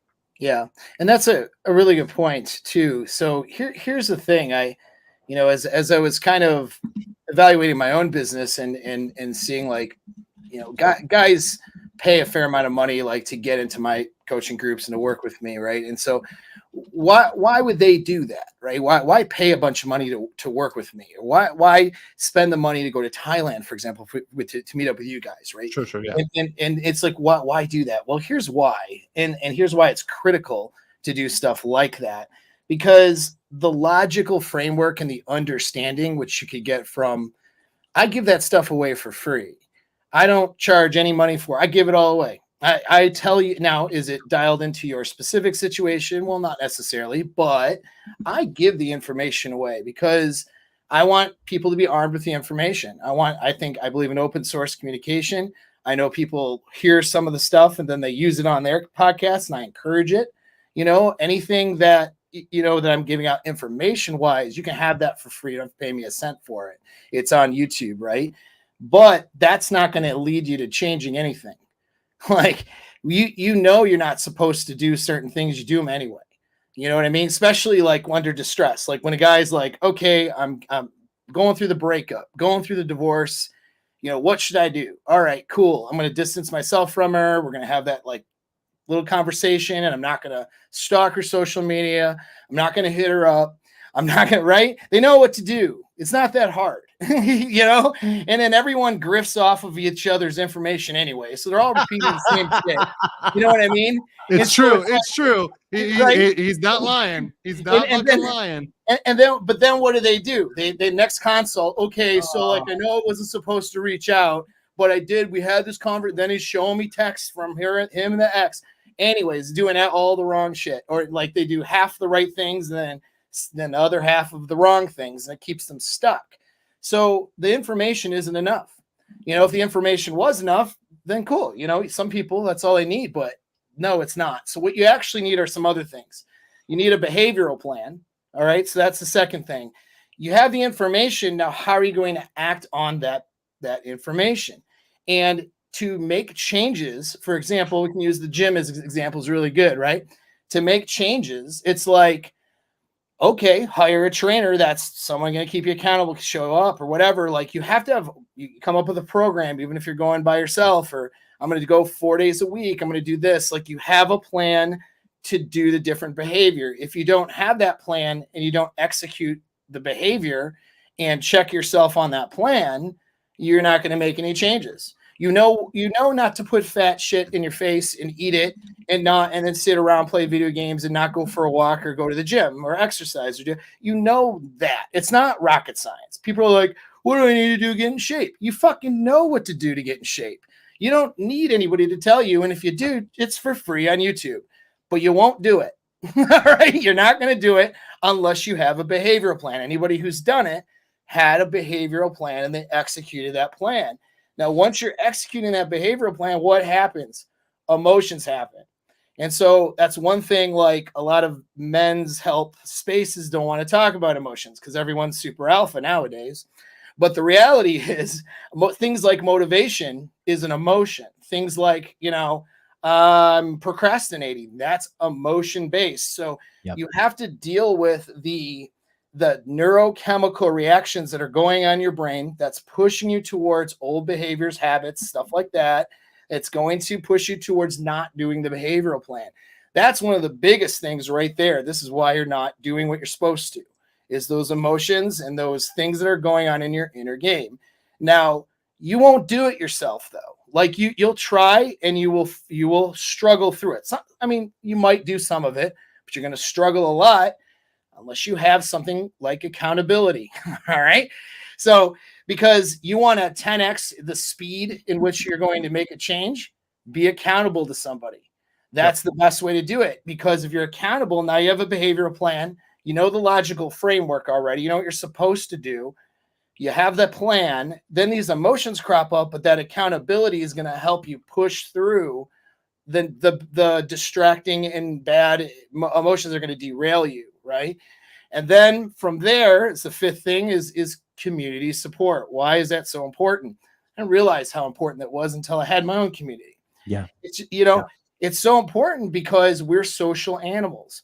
As much as everybody, you're not Sigma male on Sigma Island with your samurai gear in an AR-15 on my plantation by myself, and I'm my own man. Like, okay, that's really cool and everything. Me too. We're all that guy, but we need social support is a reality. We're social animals, and so we're designed to respond to the world. And if you don't have that social support and that good input coming in, and this is where a lot of guys get stopped up after being successful. They get successful, but they're like, I made it. They got the momentum. They're doing some work and they're coasting, but they're not feeding themselves with things to advance them forward. They're not feeding their brain that information. The world is going to give you contrary information to your success. Think about all the shit that's out there. It's not designed for you to be successful. It's designed for you to put money into a system so it goes into somebody else's pocket. It's designed to benefit other people, not you. And if you're not doing something for your mind to include the social interactions and being with a community, being with good people around you, right? Taking that medicine, I call it a guy from one of my groups called it, well, it's like I take my medicine every week. I don't even have a question. I just jump on the Zoom call, and I just listen. And it's just, I'm coasting, I'm doing pretty good, but I know if I don't take that medicine and hear this information, the outside world is going to hand me different information, and I'm going to just sort of absorb it without thinking about it. Then it's going to slowly but surely start affecting my behavior. And next thing you know, if we're talking about workouts, because that's an easy example, now I'm fat. And I've been there, it's like, fuck, I got to lose 20 pounds, but how'd that happen? Right? Because you're not feeding yourself with that good information, and that good information comes from your social circles and the people around you that'll keep you accountable. That's what a network of guys does for you. And so those are all the reasons why you would buy into a program, whether it's, going to Thailand, whether it's Masculine Empowerment Network, whether it's one of my things or whoever's thing you're doing, you buy into that because you're getting those other things. The information is fine. You could know all the information, but you just won't do it without these other elements. You know what I mean? Yeah. Yeah. So deep. I mean, it's just so wild. Just how deep you can go in this game. But I mean, like I said, it's so important that you guys just understand that if you do decide that you're going to make the change, just fully commit. And I mean, it's inevitable. As long as you don't give up, like the quality of your life will improve. Yeah. Inevitable. Yes. Great introductions there. We have somebody who is perfectly late on time, which is actually, this is our good friend Daniel, and actually we're going to present Daniel with something. Daniel, you are an upstanding guy, and actually I'm going to let him take the floor a little bit and tell you guys, because Daniel's a real fucking boss. Okay, money, muscles, game frame. This guy's got every box fucking checked. He's a father of 3. His kids are doing very well. He does very well for himself. He takes care of himself. Knows Manila inside and out. Everybody loves this fucking guy. The ripe age of 47. I was gonna say, I think I'm the old man in this room. I heard everybody. I was like, Jesus, there's some other old people. No. This guy, you're only as young as the girls you date. So you're 19. Yeah. she just turned 20. She just turned 20. He's a living example of doing it right, in our opinion. So Daniel, we'd like to give this award to you. Everybody just want to give him a round of applause. Yeah. So Daniel's a great guy. And even after the program was over, I actually stayed and lived with him for a little bit just because I was waiting on some visa shit in Japan. So I was like, might as well hang out. We ended up going to Boracay, all of us. We had a blast. So you probably saw more of my stories here and there. But yeah, you want to just tell them a little bit about yourself? Sure. And Yeah. go ahead. Nice to meet you guys. Daniel Morales. So I'm originally from Phoenix, Arizona. Father of 3 kids. I was married for 14 years. Got married really young. Did everything wrong. No, I'm just kidding. No, it actually was the bit, a blessing for me, because getting married so young actually helped me to focus on building a career. I wasn't chasing girls. I wasn't, doing all that stuff. So I was able to build an insurance agency, which isn't, doesn't sound like, extra exciting or anything. But one of the things about insurance agencies that's pretty cool is it's residual commission. So I started that in my mid-20s. By the time I was in my mid-40s, back up a little bit, I was in my 30s, I got divorced. So I got divorced after about 14 years of marriage, ended up a single dad. So I ended up raising all 3 kids myself. So I ended up with the kids full time. So not only did I have my business, but I had 3 kids. They were 10, 8, and 5 at the time. So I'm super close to my kids. Obviously, I have 2 sons and a daughter. So close, as a matter of fact, they were telling you about how my son was out, and he took place in the program. But 2 of my sons are actually going to be moving to the Philippines with me. So backing up a little bit more. So I lived in Phoenix, and then I ended up making the decision in September 2022 that I was going to just, I made enough money. I was making, high 6 figures. I was living the life everybody wanted. To have the big house, all the cars, all the guns, all the stuff you'd want. But I wasn't really happy. And I said, you know what, I'm going to go check out the Philippines and see what this is about, Passport Pro. So I went out there and it changed my life. I never went back. I'm actually visiting back in the US. I was in Arizona. I came here from Arizona. The Philippines is a great place. One of many amazing places you could go and visit in the world. And I highly recommend that you take advantage of that, because it changed my life. So much so that I couldn't even imagine going back and living a 9-to-5 life. If you can, a lot of you guys are talking about how what you want to do is accomplish, getting out, traveling, working remotely. Do it. Don't say it, just do it. I had plenty of money for years before I decided to do it. And I finally did it, and it changed my life. So that's the thing. I want to make it. I mean, that's just like a quick introduction of all the guys that are there. It's just, and the reason I wanted to sit through those introductions, because I wanted you at home to see, like, yes, like these guys are, they're guys that are just like you. Like they're normal guys, just normal guys that want to make their life better. You know what I mean? So I just think that, just seeing this is really going to be kind of demystifying some of these things, because you can make the change too. Like all of us here have come from humble beginnings.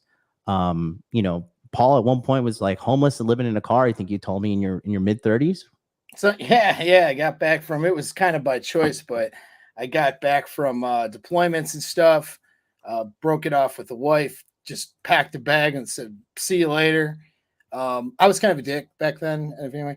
And then I just was like, cool, I'll just figure it out. Like, I don't even, whatever. And then I stayed at different girls' houses that I was banging. And sometimes, in my own car, just whatever. I was just kind of couch surfing girls' houses for like 2 months. And then I was like, yeah, this is kind of loser-ish. Maybe I should stop doing this and do something different. Right. I was very, I was going through a rough time, obviously, in my life then, but yeah, I mean, I didn't make more than an average NCO income, non-commissioned officer income, which is, until a few years ago, you know what I mean? And now I do fairly well, so much, I mean, from an income perspective, probably in the 1%, not quite from a savings perspective, not there yet, but yeah, I mean, it's a big difference now, and it just changing things about your life, but I mean, how do I live my life? Like, yeah, I was kind of savage and doing a lot of stuff with the government, and, had a lot of girls and was just a lot of short-term relationships and all that stuff. But really, I got a long-term girlfriend. I got a kid, I have family life. I have like a community here, I mean, I'm just I enjoy my peace and quiet out in my little corner of the world here. just being around my family and close people that I know and helping guys out with my business and all that. I'm not out there in some castle somewhere or like, you know what I mean? Doing like wandering the earth, doing pickup weekends and like, or on a boat all the time. Nothing wrong with that stuff. Like, you guys want to do with that, that's cool. But I mean, I've already had enough excitement, almost losing my life a lot. So me, just chilling in my lake house or my other lake house or wherever I'm at, and having close family and stuff like that and a hot girlfriend. And that lifestyle is good enough for me, and then helping men out, helping men get what they want. It doesn't, what you want as a guy, for everybody listening, you need to find out what that is. It's not to be like me or to be like John or to be like some guy out there who has this lifestyle. I mean, if you like the aspects of that lifestyle, cool, but you have to decide what makes you tick. And that's part of that unplugging too, is, being able to figure out what it is you want outside of the social influence, not just trading one social influence for another, which is what a lot of red pill guys do. They go, oh, the traditional idea of what would make me happy sucks, so I'm going to go with this person's idea. And it's like, okay, well, you're just going with somebody else's idea now. You know what I mean? Part of being in a network of guys and showing up to events and doing different things is to discover who you are and what really makes you happy. And, if you want a family and even, you're a religious person, you want a Christian marriage, you want to chill, you want to be in the community or something like that, good. That's great. You're the man. If you want to like live a faster lifestyle, cool. That's also fine. Whatever it is you want to do that brings benefit to the world, brings benefit to you, you have to find that for you. And you won't do that on the internet by itself. You have to show up to places, you have to do things, you have to experience things. You know what I mean? And it's cool to see that these guys are there. I wasn't able to come, as but I missed out. That's a good group, it looks like. Yeah. Very good group. Very good group. Andrew, you got a split, you said? Yeah, I got to bounce. But thank you guys for having me on, guys. You guys need to get involved, whether you're getting involved as part of the Masculine Empowerment Network and you're signing up there, or preferably if you're coming over and hanging out with us in Bangkok and really having a life-changing experience. Either way, get out there and do it. Put in the work, right? A lot of these guys you see, Danny Hirales, man, that brother has put in the work. And I know because I just saw him last week. We literally went on a double date in Manila. It was absolutely great. And he's absolutely a guy who puts in the work. He's consistent. He's a fantastic dude. And that's the type of guy you want to be. And remember, if you're looking at any of these guys and saying, man, I can never get there, they were where you were. They were where you were. They've leveled up, right? You guys can get there. You guys can get to where John is, where Paul is, where I am. We're not like some sort of godlike figures that you cannot achieve. You can achieve the same type of success that others have succeeds that we've achieved as well. That said, guys, thank you for joining, guys, and I will see you guys hopefully in Bangkok. Take care, guys. See you later. Peace out. Thanks so much. All right, let's go back to this and check out some more of the stuff. Very, very abundantly clear. Okay, this weekend is not about me being cool. It's not about trying to make content for YouTube. I fucking hate that shit, quite frankly. The best gift you can give me is the gift of you changing your life. Okay. People in this room are living proof. Like Jordan is living proof. Andrew's living proof. Ozzy's living proof. Donovan over there in the corner is living proof. Fam is fucking living proof. For a lot of these guys, Billy's living proof. Okay. Zach, you just get started. That's our goal. Okay. Augie as well. Right. We want to help you guys. So ask us all the questions throughout the weekend. All right. Anything we can do to help you, we're going to hear. That's what we're here for. That's my life goal. I love to fucking lift weights. I love to lift weights. I love the way that I feel when I lift. So this is like a series of instructional things that we did here on the weekend. So we have Lou here. I'm not going to play his whole little thing, but he's a guy who came through and signed up for the program last year. And really just, wanted to kind of clear up some things that were going on with him mentally, and just wanted to elevate himself to the next level. And as you can see, the guy is like legitimately fitness Chad status. He's starting his brand. Actually, Andrew from the Legal Mindset gave him the idea for the name Lifting Lawyer. and he's doing a really good job with the brand. It's been only a couple months that he's been doing it. Getting some real good traction, and you guys can watch this on the replay, but we're not going to sit there and talk about that too much. But I do want to play Jordan's little section here about inner game, because I think this is the thing that, I've been, myself and Paul here have really been leading the charge on the whole inner game thing, because I just don't think people truly realize how important inner game is. Like they really don't. We have no idea how it is literally everything, right? Would you go as far as to say that? Yeah, it really is. I mean, everything that you're trying to do and trying to get is, how do I describe it? It's a 25-meter target. It's the thing that's right in front of you that's causing you usually the most amount of pain or fear that you want to solve. You know what I mean? Your dating life sucks, and you're tired of, not having girls in your life, and that's a pain point for you. So what do, right? You head into that, you try to work on that, and you want to learn all the things, but it's like trying to power a machine with broken parts, a faulty engine, a faulty belts. Like, you just can't power through and get what you want. You know what I mean? You just aren't going to get the things that you need from just going after that target. What's going to happen is there's probably things on inside of yourself that has been limiting you to get those things. But when I say, like, and you say all the time too, like when we say it, like your inner game is the thing, guys don't understand.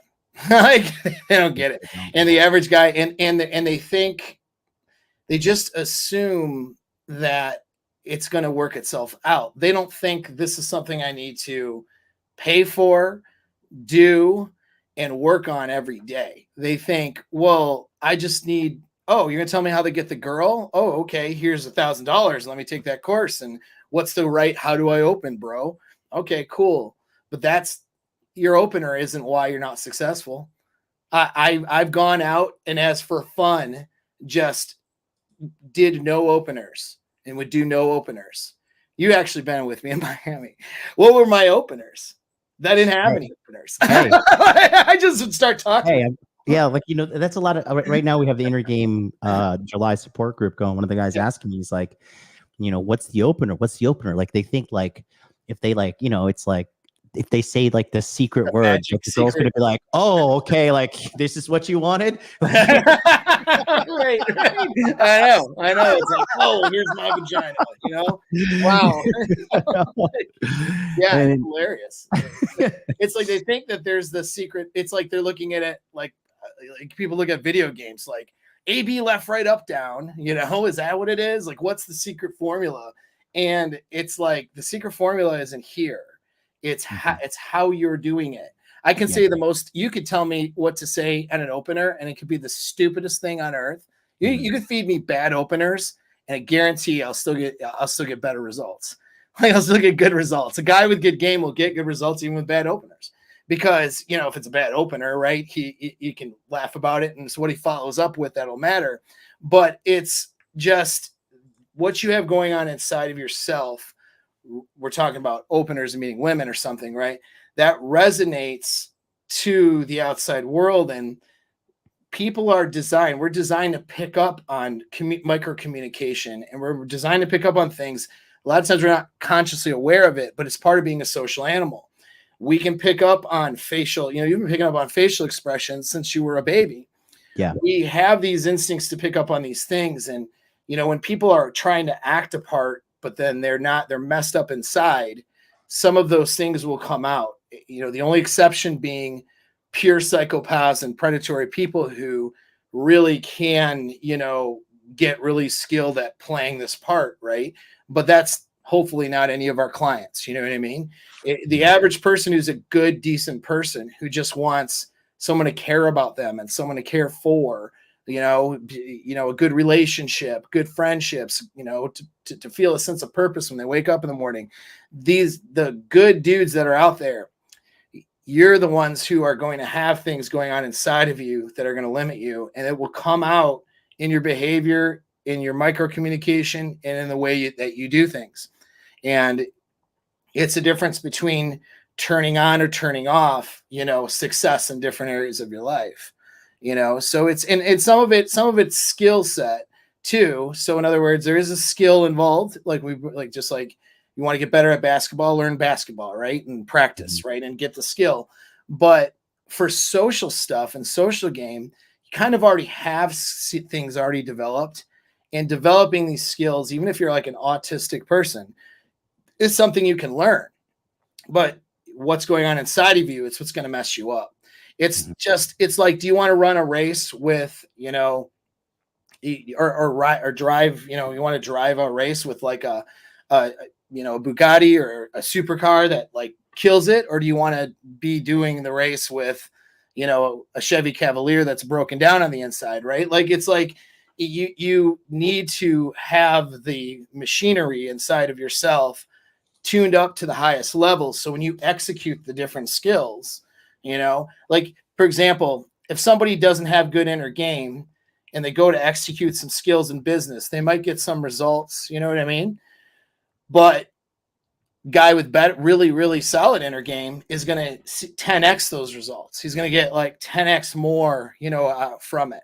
And it's also different areas too. Like, one person might be really good with fitness, and that's like an area he doesn't struggle with, and his inner game doesn't interrupt. His inner game is solid when it comes to applying it to his motivation to go work out and stick to that program, right?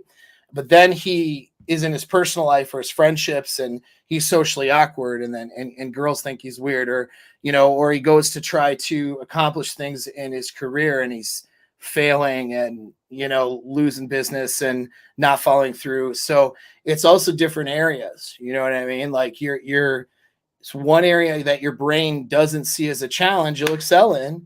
And you see this, John, guys who are, a lot of my typical avatar of a client are guys who are actually successful and were able to get married at one point in their life, usually, because a lot of them marry and are divorced then.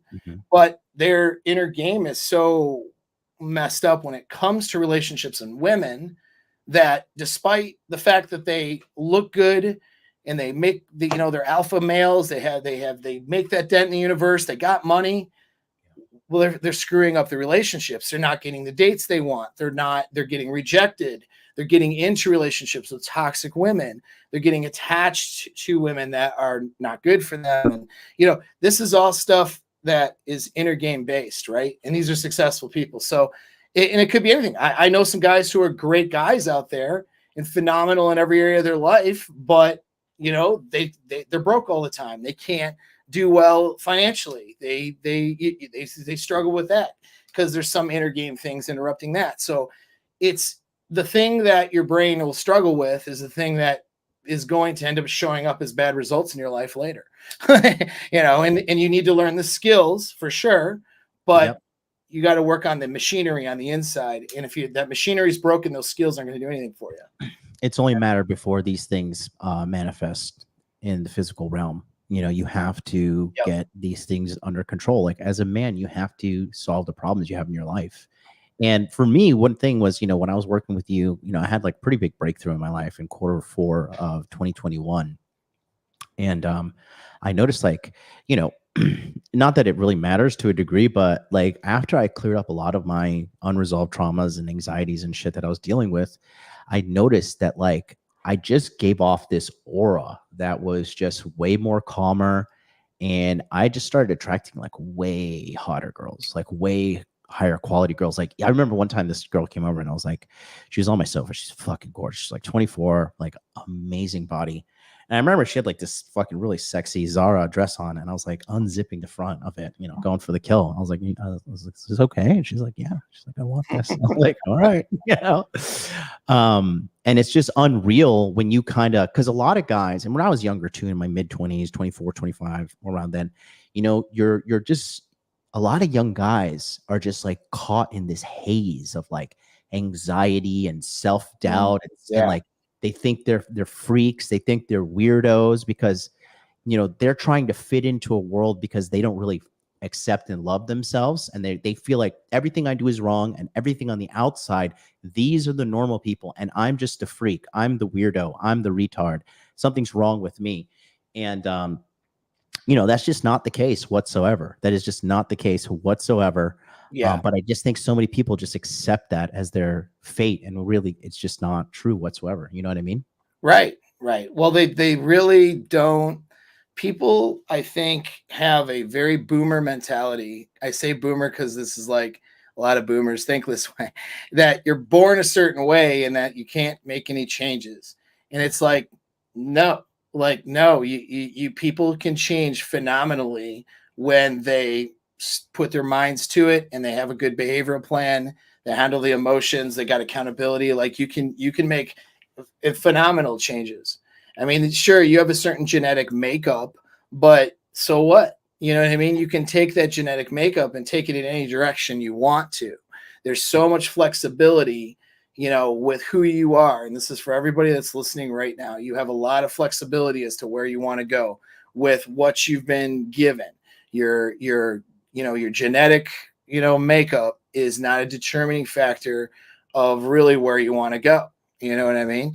And this includes even like looks or fitness. Like, yeah, some people are more genetically gifted physically than others, but that doesn't matter. There's a certain level you can get to that'll still put you in the top 10% of guys, most likely, for most people who don't have the genetic gifts. You know what I mean? Like you can still, like, somebody who's an ugly dude can make himself look pretty damn good actually, and then make the other things in his, that he brings to the table much higher.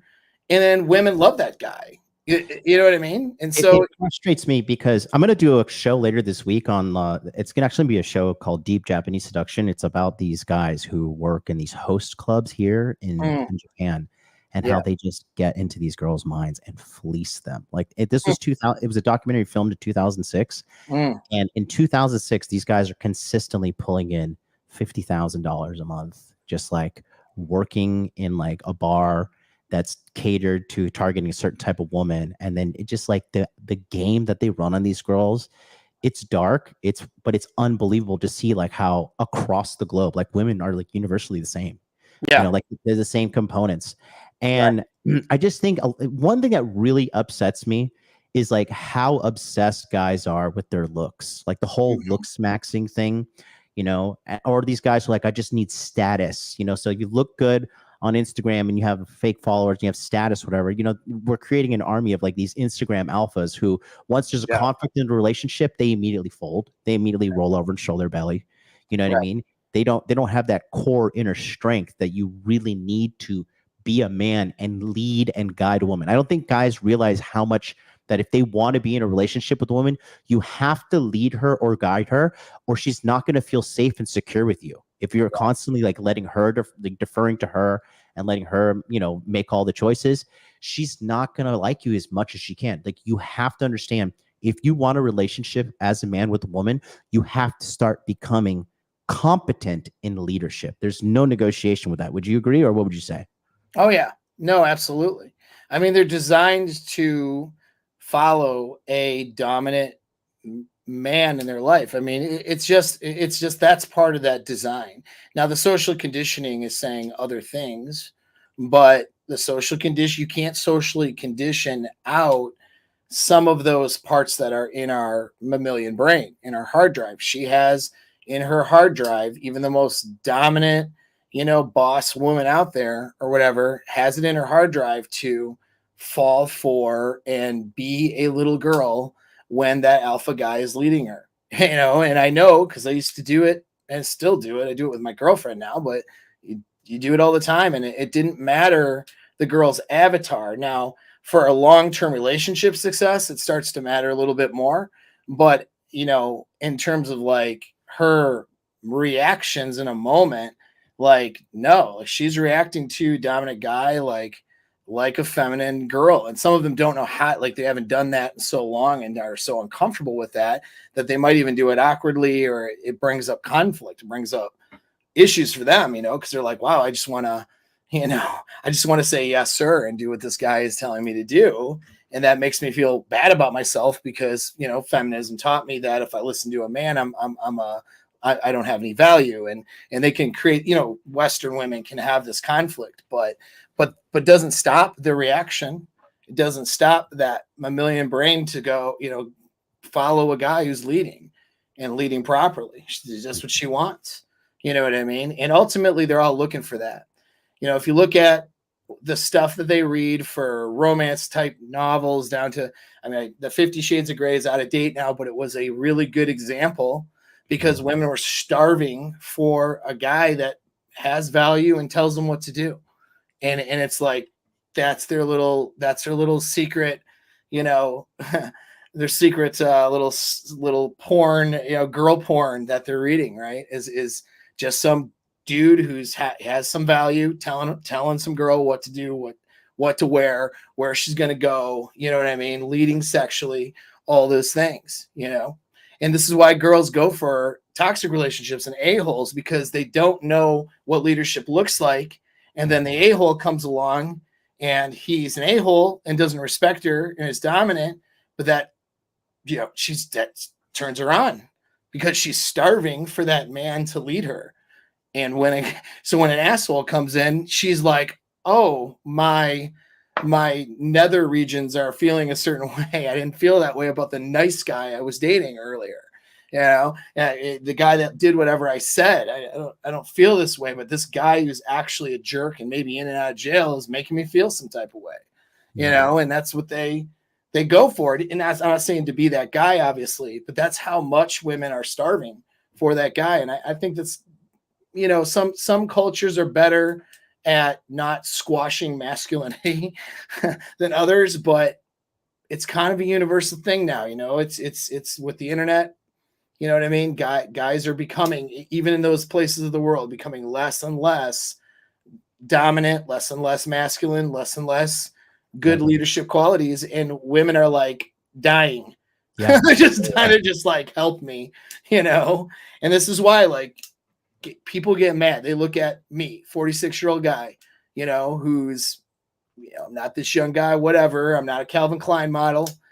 And I come in and I get a hot girlfriend. I get a hot girl that's, you know, in her 20s and looks gorgeous and used to my, you know, and it's like, that's my track record for a while. Guys, people would get mad about that because it's just like, well, why would this girl in her mid-20s who has all of these options, why would she go for like this guy who's 20 years older? I'll tell you why. She'll tell you why. Because guys are so weak out there. It's like, it's almost impossible for her to find that guy who can lead and handle her the right way.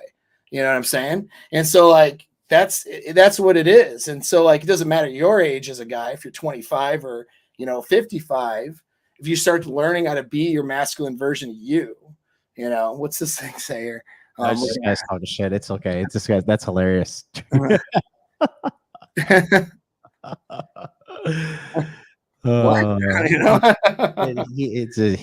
He's on our side. Don't worry. But yeah, you know, and I just think like the biggest struggle here's I'm gonna just talk to you.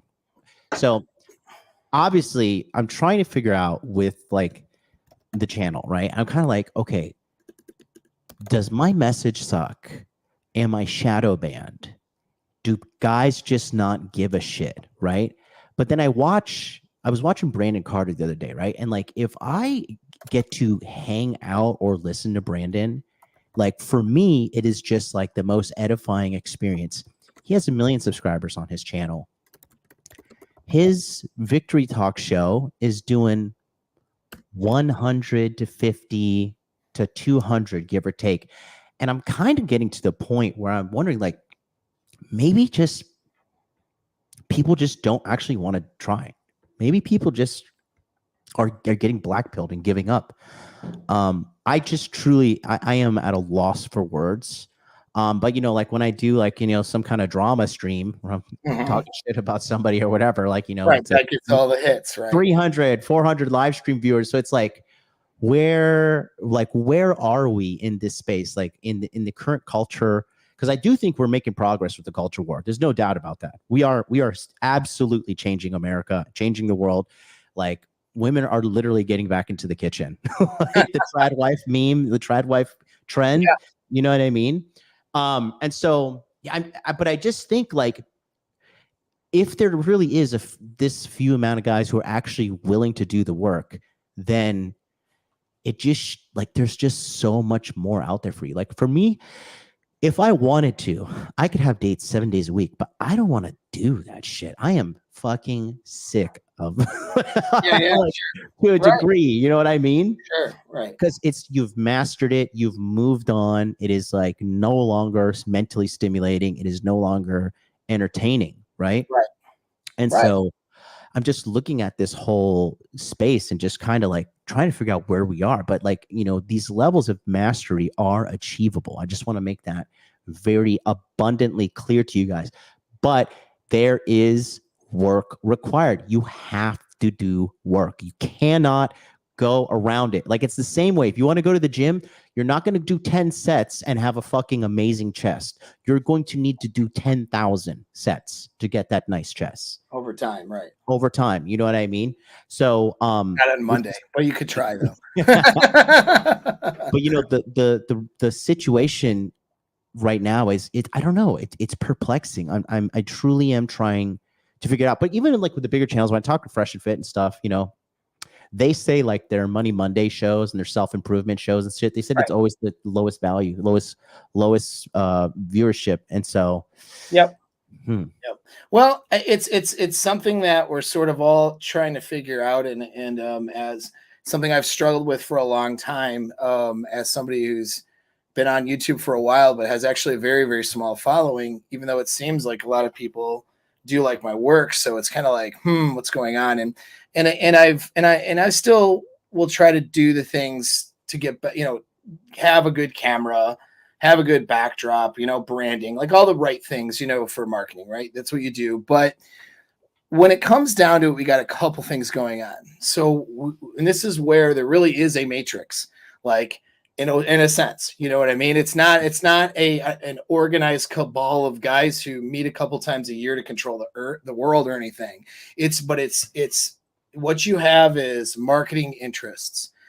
And when people are in, you know, unsatisfied with their lives, when people are not doing well, they spend money, you know, and then we're also attracted to threat, danger, train wrecks, right? Versus that's what our system wants to see, those things, because, you know, we're designed to look for threat and danger and problem so we can avoid those problems.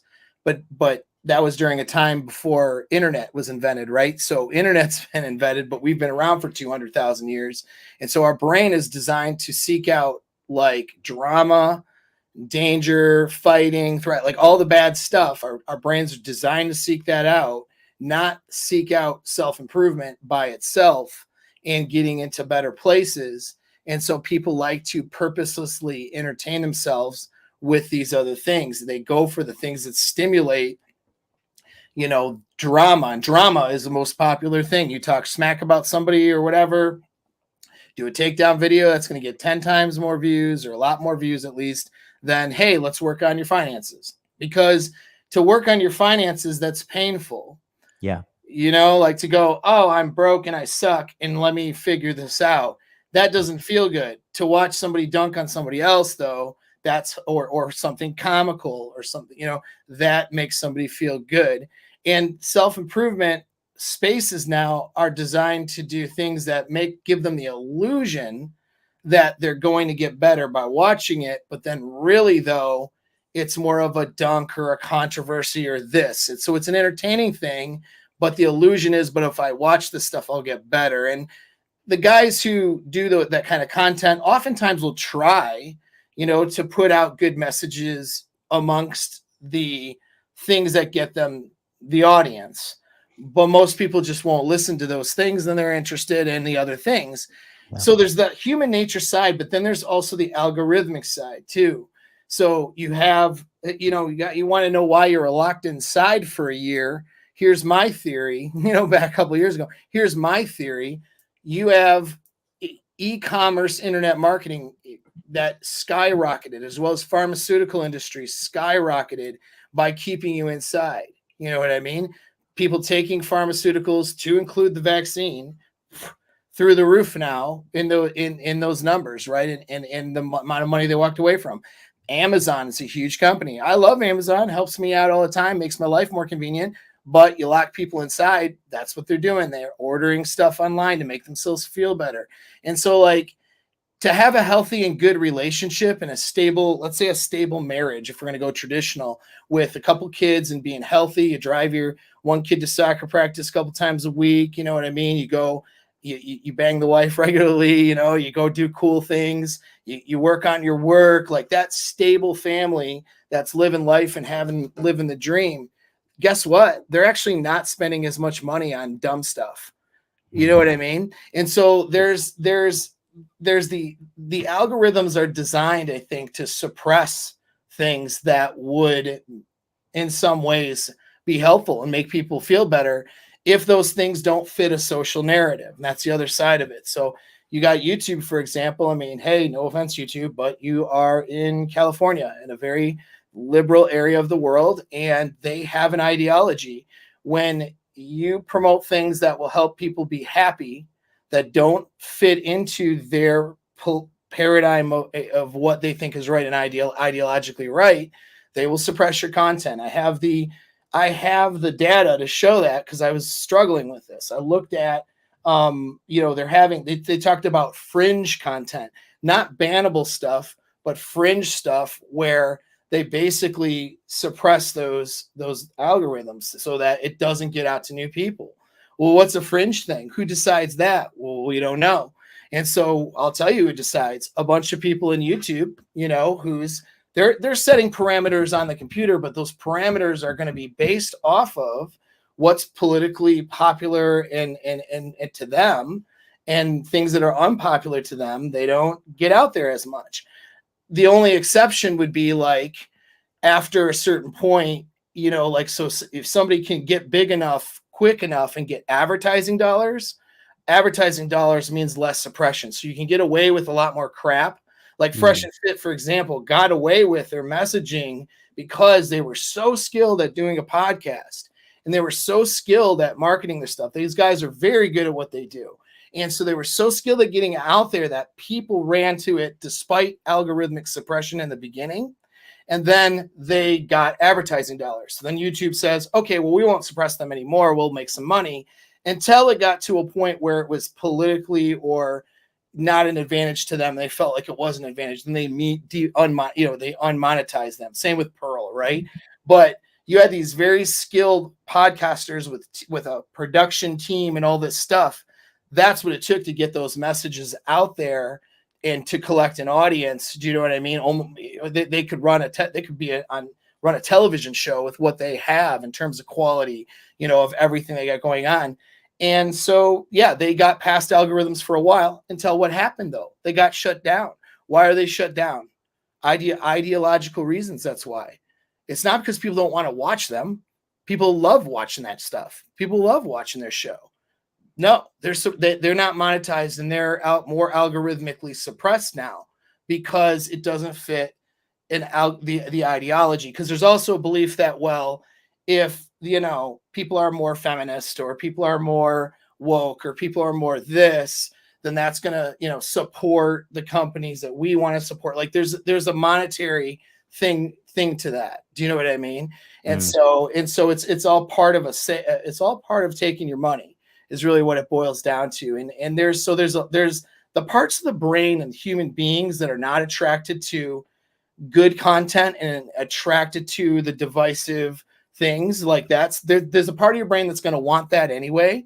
But then there's the algorithmic suppression that happens in a lot of places. I started off my channel filming in Afghanistan, and I didn't know what a thumbnail was. So with that, I didn't monetize quickly, and I started immediately talking about, you know, stuff about men and women that says that, surprise, surprise, men and women are different. I wasn't that divisive, but I was small enough and divisive enough for the people in California to where my channel doesn't get the traction. And I do believe that that's the case. I have certain videos have gotten a lot of traction, but for the most part, I'm a little bit suppressed. Now, if I had some different level of credibility or did something different, like we look at a guy like Psychex, for example. Psychex says things and gets away with things right now. When he started off, because I looked into that because I was curious, how is this guy so popular? Well, he does a great job on YouTube. First of all, his script, he does scripted videos. You know what I mean? He sounds clear. He's a psychologist, so you know he has that air of credibility and authority. But he didn't get suppressed in the beginning because he talked about normal psychology stuff, and it wasn't anything divisive. And then when he hit 100,000 subscribers and around that level, where he had more advertising dollars, more views, now he took a left turn into, we could say, more red pill kind of type stuff, right? He can get away with more. Some of it is demographic too. I hate to say it, but like Pearl, for example, gets away with so much stuff. At least she did for a while until she was demonetized because she's a woman. Just that simple fact. Now, she's also very good at what she does. I'm not taking that away from her. She's very good at what she does. I mean, she knows how to get engagement. She has a team behind her. They know what they're doing. You know, I could take notes from them. They're great. And I have no, you know, but she can get away with more things than you or I could because she's a woman.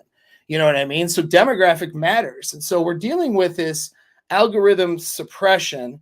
It's not like, oh, it's not personal. It's not like, oh, I don't like Paul, I'm going to ban him. Like, there's no one behind the scenes doing that necessarily. But we're not told clearly why is your channel not 1 million subscribers, John? We're not told why. You're not told what to do. You know, you can follow things, but it's almost like, it's like people trying to predict the stock market with dealing with YouTube algorithms, which is insane, by the way. It should be clear. Hey, if you say these things, we're just not going to promote your stuff. All right, tell me what it is. But they don't want to say that they're censoring because then people will know that their ideas are being controlled and being suppressed. I mean, that's what it is. It's control of ideas.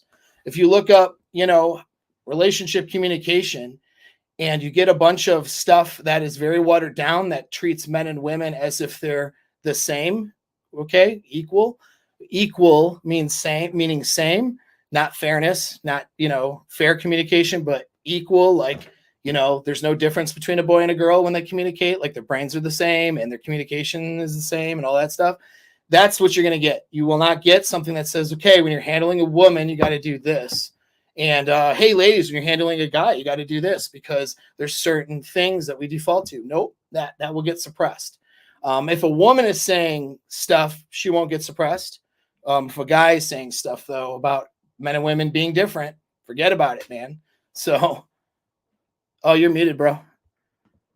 Yeah, that's happens on TikTok. Actually, King Dre, he said like he literally did a test when he said the shit that was verbatim of chicks saying, but he just flipped it for men, and they got in trouble. He got like a strike or something like that. 100%. So, or it was either that or suppressed. But I mean, for people just saying like the shadow ban doesn't exist, I mean, you're just absolutely fucking retarded. Like that shit absolutely exists. Right. And so this guy over here, man, so, you know, oh, Mr. Beast figured out the algorithm. Yeah, okay. Mr. Beast was not putting out content that's divisive to censors over in, you know, YouTube land. That's the reality. He didn't he has some stuff now that he's huge, sure. He's too big to be suppressed now. He has to take it really far. Mr. Beast would have to go really far and get negative press for YouTube and have a lot of complaints and stuff for people to cancel him. And I could start naming creators. I won't do it, but they didn't start off with advice for men. They started off with something different, and then they transitioned into that when they got more popular. I screwed up and didn't follow that formula. Maybe I'll try it on Apex Inner Game, where I stick to more gender neutral mindset topics and then transition that channel later. We'll see how that goes. You know what I mean? So it's figuring it out, you know, but that's what they're not, you know, people aren't seeing that. They assume that popularity is, You know, like your number of views, your number of likes means that somehow you're more of an expert, or somehow you have. It's not. It's absolutely not true. You know, but I mean, I don't care. You know, if they think that, then that's fine, I guess. We'll figure it out. You know, We'll figure it out. We'll get around to it. yeah. I mean, it's fine. I want to go back to this little segment here when he talks about inner game, because he really talks about the importance of inner game here. Yeah. This is Jordan on the second day Friday. Friend here, Jordan. Yeah, who is a proud member of the community. And we're going to be talking about, this is the most important thing, okay? Inner game is the relationship you have with yourself. It's how you treat yourself. It's your beliefs. It's all that. I believe that this is the most important part of success, women, finances, fitness. I believe that this is the X factor that a lot of people do not really try to get handled, and it ends up being a bad problem for them later down in life, okay? Everything comes down to how much you love yourself and respect yourself. You know, how much money you make, the body you have, fucking the girl in your life, all that jazz comes down to inner game. So we're going to talk about that today. And this is why it's unhelpful to compare yourself to others. Everyone is just a collection of their own experiences and their own subsequent interpretations. Two seemingly identical children, twins even, could experience the same event and produce completely different interpretations of the event. I've asked my siblings about this. I've told them about the things that my parents did that really bothered me, and they can barely remember them. And they're completely fresh in my mind. I remember exactly how I felt at this time, and they're like, they did that? I don't remember them doing that. And we were in the same household. My brother's only almost a year younger than me. We experienced the same things. Shouldn't we be the same? No. It's because we interpret it differently. And so all of you have different upbringings and backgrounds. I've had many clients come to me and say, well, I didn't have it that bad because I know other people that had it worse. I shouldn't deal with my own issues because other people have it worse. I should just deal with it. The problem with that statement is, like, if you were them, having grown up with all the same experiences and interpretations, you would be them. And if they had grown up in your shoes, they would be you. It's not logical to compare yourself to others. And so whatever your internal issues are, whatever your struggles are, it's your own journey. You're allowed to still, no matter what your journey is, you're still allowed to go in and heal yourself. Most of your actions are a direct result of your subconscious beliefs. And you can always consciously override this, but this takes constant energy and concentration to avoid it. So if any of you have really high approach anxiety, and you're just feeling like you're forcing yourself to go out, because the natural thing you want to do, the natural thing your subconscious beliefs want you to feel is, don't go talk to that girl. And so you have to muster up all this energy and effort just to go talk to her. And that is a lot of energy. That's a lot of and focus and pressure on yourself. The subconscious beliefs come first. So let's then ask, what are the most common negative subconscious beliefs that people have? My mentor and friend, Ryan Fowler, who many of you probably know, boils them down to 5 things. I'm not good enough for myself. I'm not good enough for others. I'm not good enough to get what I want. I have anger, resentment at myself or others. And I'm not safe. And healthy beliefs are the opposite of those things. I am good enough for myself. I am good enough to get what I want. I am good enough for other people. I don't have hate and anger and resentment towards others or myself. I do feel safe. And so we're going to do a poll. This is why I asked people to get out their cell phones. I want to hear from you. What do you think other people struggle with the most? I think you can clearly see confidence is the largest one. Procrastination, self-doubt, self-worth.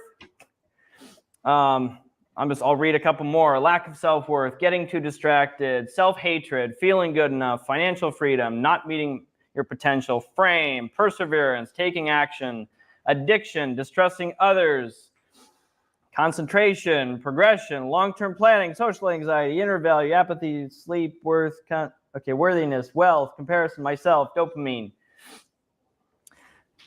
These are all very common. And these are all a reflection of basically how you feel about yourself. So self-esteem is basically, do you like yourself? And so, self-hatred, lack of self-worth, those are, again, toxic shame. I'm not good enough. Confidence is pretty general, but that is often related to you not feeling good enough. You're not confident in yourself. Let's see a couple others. Social anxiety. I'm not good enough for other people. Let's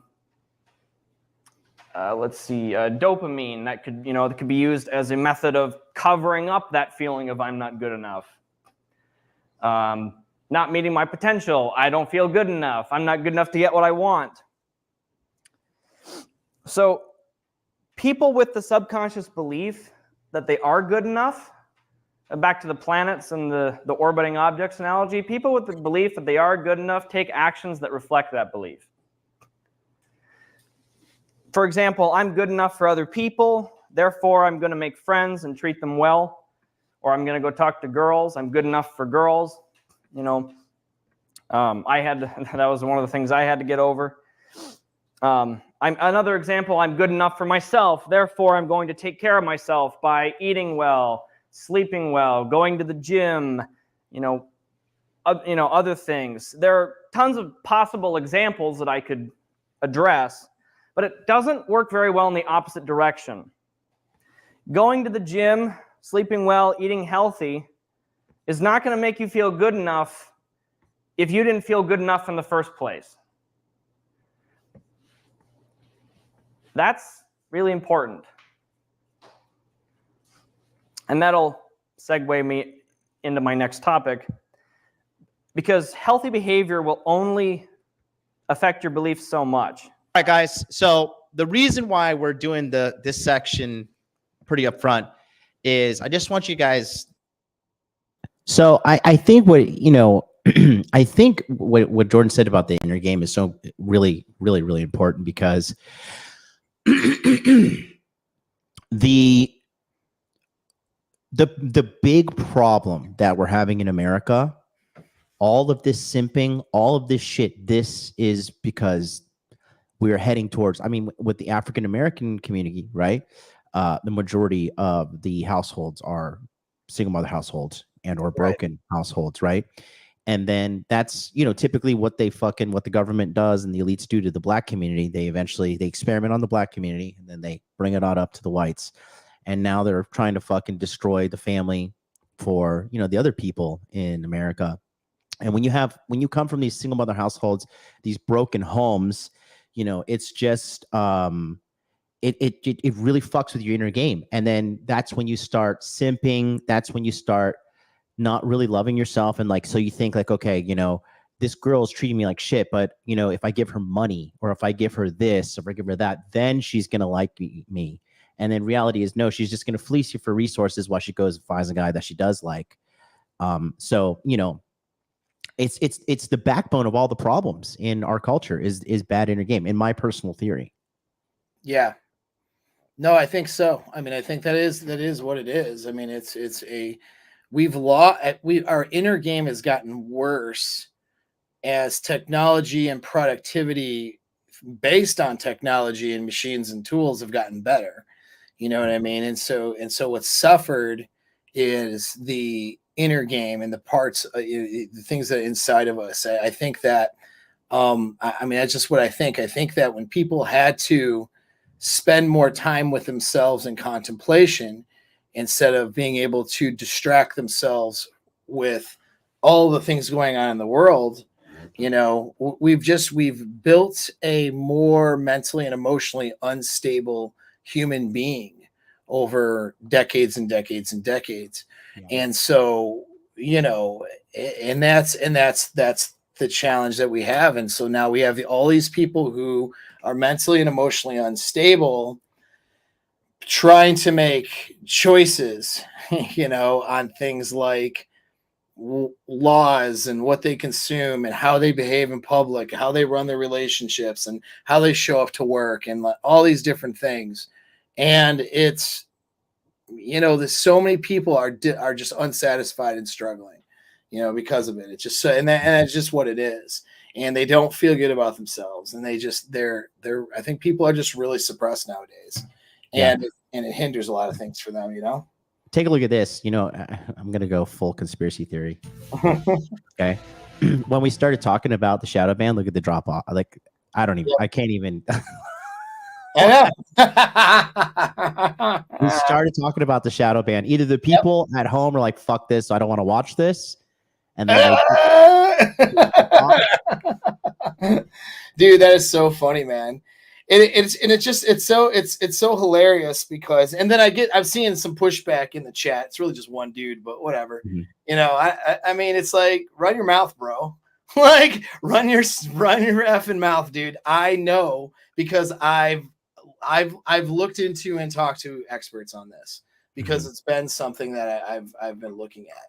It's like, and so I know this is a thing, and I don't care. I know, and I have stuff to prove it, and I have evidence to prove it. Now, I didn't have evidence a couple years ago. I do now, because I wasn't the only one saying this, and so more and more stuff came out. And and if you actually look at like the memos and the forums that come out from the corporation itself, when they talk about community standards and some of these different things, it's built into it. It's built into the system. You're just so damn brainwashed that you accept it. You know what I mean? And it's all about money and ideology, and a little bit of control. And if you're not a controllable person, you don't get promoted quite as much. And I'm going to say something controversial, because, and watch everybody. I love when I violate people's little safe world theories and shit. You know what I mean? Because like, it's just like it's like red pilling it, dude. Like, you say, well, guess what? Women aren't what you thought. And they're like, no.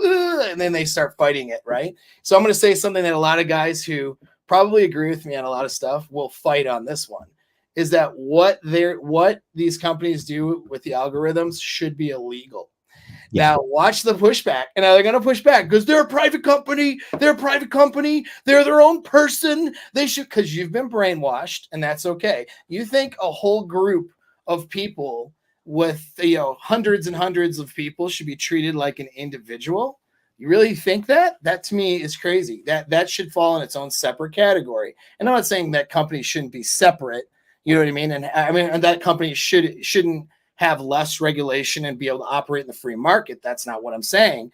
But there's a big difference between an individual that's made up, an individual by law that's made up of thousands of people with billions of dollars, and the guy sitting at home. Like, those are two different things that need to be treated differently. And then we also had something called freedom of press. What was freedom of press, right? We had a certain standards and practices that were universal, and we couldn't discriminate based on ideas when it came to delivering press. So if somebody wanted to put out a controversial article, they didn't get censored. Well, with social media, first of all, where do people get their news nowadays? This is not everyone's going to agree with this. I realize it. But where do people get their news nowadays? People get their news from social media. The number one source from people learning about the world is what's on social media. So these media companies have become essentially the press, and the content creators are the people delivering the message, right? Well, if they're being censored and suppressed, it's essentially violating the First Amendment right. You know what I mean? They should be able to, in an uncensored way, other than based on universal standards or whatever, like, there should be at least there should be universal and clear standards. The standards are not clear and they're not universal. I shouldn't have a different standard than a woman talking about, let's say, feminism. You know what I mean? Like, that woman who's, let's say, not feminist and has negative things to say about feminism, because she's a woman, she won't get suppressed. Because I'm a man, I will get suppressed. Why is it okay to suppress people based on their demographic data? And I know that they do this because if you just read memos and the forums every year that they do, and they talk about this stuff. It's built in that system. You know what I mean? It's like it's built. It's right there. They say that they discriminate based on ideas and demographic data. When is that supposed to be okay? Like, there needs to be some stuff out there for this, because they're controlling your thoughts and ideas. Is plain and simple. That's what it is. Now, when you know it's happening, then you choose more carefully the content you consume. You know, dig a little deeper. Don't just go on your main homepage and click what's there when you search something. You know, take recommendations from people who are watching this right now, or you watch my stuff. Share the video, you know, recommend it to others, because if the idea doesn't fit whatever chaos is going on with the algorithms, it won't get out there, and that material could be exactly what somebody's looking for. Yeah. They're feeding you the information for you to consume and then behave off of that, and they're giving you the illusion that you have choices. You don't have choices. So then what do you think it is? Do you think that our content is just not what they want people to be watching in regards to it could be, you know, beneficial to the average guy? Do you think what we say is like controversial, crazy? Yes, because we are gender biased. That's why. So this is what it boils down to. Even though, like, I have like the least divisive, I'm very not divisive in my content, but I'm gender biased. I'm gender biased. I'm helping men. I'm talking to men. I talk about how men and women are different. That's not okay. I have to be inclusive and treat everybody the same according to the ideology. If I mention that there are genders that are based in sexual characteristics, because it's not just sex characteristics like whether you have a penis or a vagina, it's also how your brain functions, things that are acceptable in biology and neurology, but somehow became unacceptable even in the psychology world. Like, even in the psychology world, in the APA, they don't want to accept that there are gender differences in how the mind works. That is insane to me. Yeah. And so it's not demoralizing women or whatever. It's just by saying men and women are different and having that being the underlying tone that leads to suppressed content. You know what I mean? That's a problem. And empowering men is seen as dangerous. Empowering women's fine. That's okay. Empowering men is seen as dangerous. And yes, there's those that empower men in a really divisive, bad way, and then you end up with some fringe element doing some violent acts somewhere. Yeah, sure, that does happen. And we're not talking about that, though. We're talking about men not doing those things, actually, and improving themselves and doing better and being good to women and good to their communities and good to everyone around them. But they're doing it on their own terms. You know what I mean? They're not doing it according to what some girl thinks is acceptable. They're doing it as to what they think is acceptable as the individual doing the stuff, right? And being in the world. And I would give that same advice to a woman. You do what you think is acceptable, not what somebody else thinks. You know what I mean? But by saying men and women, it's like Kindergarten Cop, you know, like kids like boys have penises and girls have vaginas, you know, like that little scene from Kindergarten Cop with Arnold Schwarzenegger. It's funny, you know, 30 years ago or whatever when that movie came out, but like, you know, as applied to now, that's controversial. That's a controversial thing, which is crazy. You know what I mean? And it's not to say that there aren't people with alternative identities, alternative lifestyles, different, you know, sexual preferences or whatever. That's fine. You know, do what you want. I'm not trying to suppress anybody from those things who fit into those categories. I'm not trying to harm anyone, but those are what percentage of the population is that? Very small percentage, you know. But if everyone feels like a victim, though, if everyone feels like, you know, that there's all of this evil stuff that's out there that's out to get them, you know, they're going to consume more divisive content and buy more shit. That's just what it boils down to. And they're going to continue to buy the wrong kind of crap that's going to make themselves feel better. And that's what it is. They're going to continue to take more drugs to make themselves feel better. You know what's crazy too? Like, if you look at if you look for information on Reddit, everybody's like, shadow bans don't exist. Shadow bans don't exist. Shadow bans don't exist. Like, you know, they are like in the I mean, I don't trust. I mean, people who religiously use Reddit are compromised individuals. I've never met somebody who is religiously and consistently using Reddit who's a That's happy the same person. They're not happy. Every person I met who like is consistently on Reddit, they're fat, they're unhappy, they get no girls. Like it's just fucking. It's honestly just. And reading through the comments myself, I'm like, God, these guys are just fucking losers. And I feel like Reddit has been co-opted to a degree. I really do. Yeah, no, I think so too. And I think that it's just a whole, divisive problem. And really, I stopped letting it get to me in a sense and really just focus on what I can do and how I can grow. And what it boils down to for me is taking, here's what I see. Okay. Is that we're moving to a AI,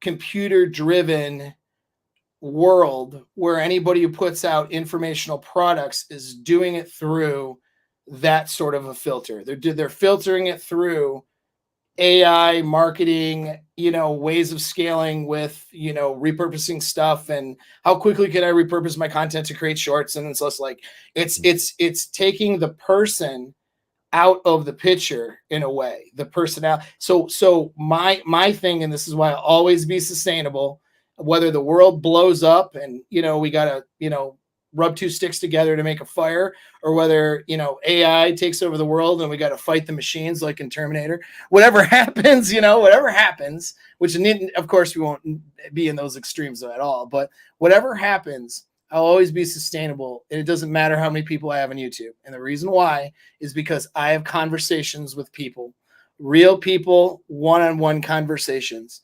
When I have a conversation in my DM, it's not a salesperson unless they'll tell them if it's somebody different. They'll say, hey, I'm like, there's been occasions like for my email, they'll be like, Brittany will say it's me. You know what I mean? For my Apex Mindset email. It's not somebody pretending to be me. I don't have bots responding to my social media. I don't have, when I do my newsletter and my stuff, I make sure that I'm writing it. I make sure that I'm taking things that I've written or said. And if I do get somebody else to write for me because I need to scale, they're going to sign their name to it, because I want people to know that what I'm coming up with is from working with real people and getting real results out in the world, not just giving you the illusion that real stuff is happening because I'm running it through marketing systems and AI intelligence, software and systems and stuff like that, just to take stuff from the internet and spit out dating advice or whatever. And then just pull all my scripts from that shit. I mean, there's like whole courses now. Courses are a joke now, not yours, not mine, but the world, when it comes to courses, they're a joke, because there's so many companies now telling you how to market a course, and it's like everybody thinks that they can just be idiots and not having, they don't need to actually have studied anything or done anything. They just need to have a marketing plan and a course and then pay somebody thousands of dollars, to learn how to market. Yeah, they'll learn how to market. They'll sell a few courses, but it's already saturated. You know that every guy on YouTube has a course now. Remember when you were the only guy with courses? No. I mean, now everybody has a course, right? And most of them, no offense to those people, they're garbage. Most of these courses are garbage, and there's no quality standard for what they're doing, because they're just saying, oh, well, I could just market this and make some money doing it, whatever. They're not really looking at, how do I provide value? What is my core values and beliefs with what I'm doing when I'm dispensing advice or working with people? What's my process? How do I, take a guy from A to B, have measurable results? Not just, and let me just say this because this has been going around too, not just performance standards from surveys. And I just forgot the name of it now, but I'll look it up in a second. But there's some people saying out there like, oh, it's oh fuck, yes, I forgot. Actually, let me throw this in the chat real quick. our private chat was talking about this. It's the performance. It's measuring performance, how well a company does. Okay, Yeah. and Yeah. so here's the thing.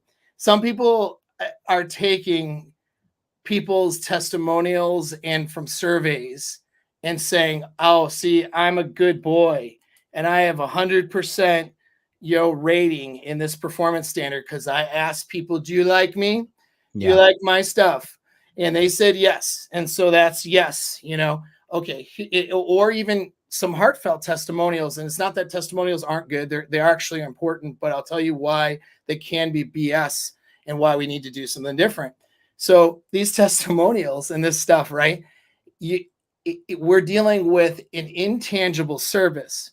Like your inner game is intangible. We're dealing like how you feel you're doing with women or your relationships. We can't. It's not like making money where I could go, I'm going to help you make $10,000 a month, right? That would be tangible. Instead, it's, I'm going to help you do better with women. What does better mean? Now I quantify and qualify that for a guy when he's in coaching. So we have something we can measure, because if you can't measure it, then it doesn't exist. It's bullshit. So what guys do is they go on YouTube, and I'm a little fired up now. They go on YouTube, they buy into people's courses, they jump into fucking communities, and then they sit there and they feel like they're doing better. And they're really not doing much of shit, or the little bit better that they're doing is minuscule compared to how much better they should be doing, given the amount of money, time, and energy they paid for some of this stuff. And the reason why is because they're doing intangibles and not measuring it. There's not having any way of measuring their performance. And so then the guy who does those things will ask the survey, ask the question, oh, so what, did you like it? Now here's the thing. Customer satisfaction surveys make sense when you're buying like a product, like, hey, am I satisfied I bought this special ink pen? Send out a survey. Are you satisfied with the service we had, your customer service, the product, all those things? And I answer the questions. That's a good performance measure if you sell something tangible, because my opinion is going to be based in the tangible thing. All right. But when you have intangible, then what happens is it's all based on feelings. So then you catch a guy right after he bought something, or you catch a guy like when he's in a good place, like right after an event, or right. And then the other part is, like, for example, I'm coaching guys, right? So they build a rapport with me. They like me, and they see me as an authority. So they're not going to sit there and go, yeah, your program suck balls. They're not going to do that. They like me. So you get 100% rating. And then you turn around and say, look at me, I'm 100%. Or look at me and look at all my testimonials. Everybody out there, and there's some very, very good and talented people who have great testimonials, and I'm not taking that away, but you have a lot of douchebags with good testimonials too.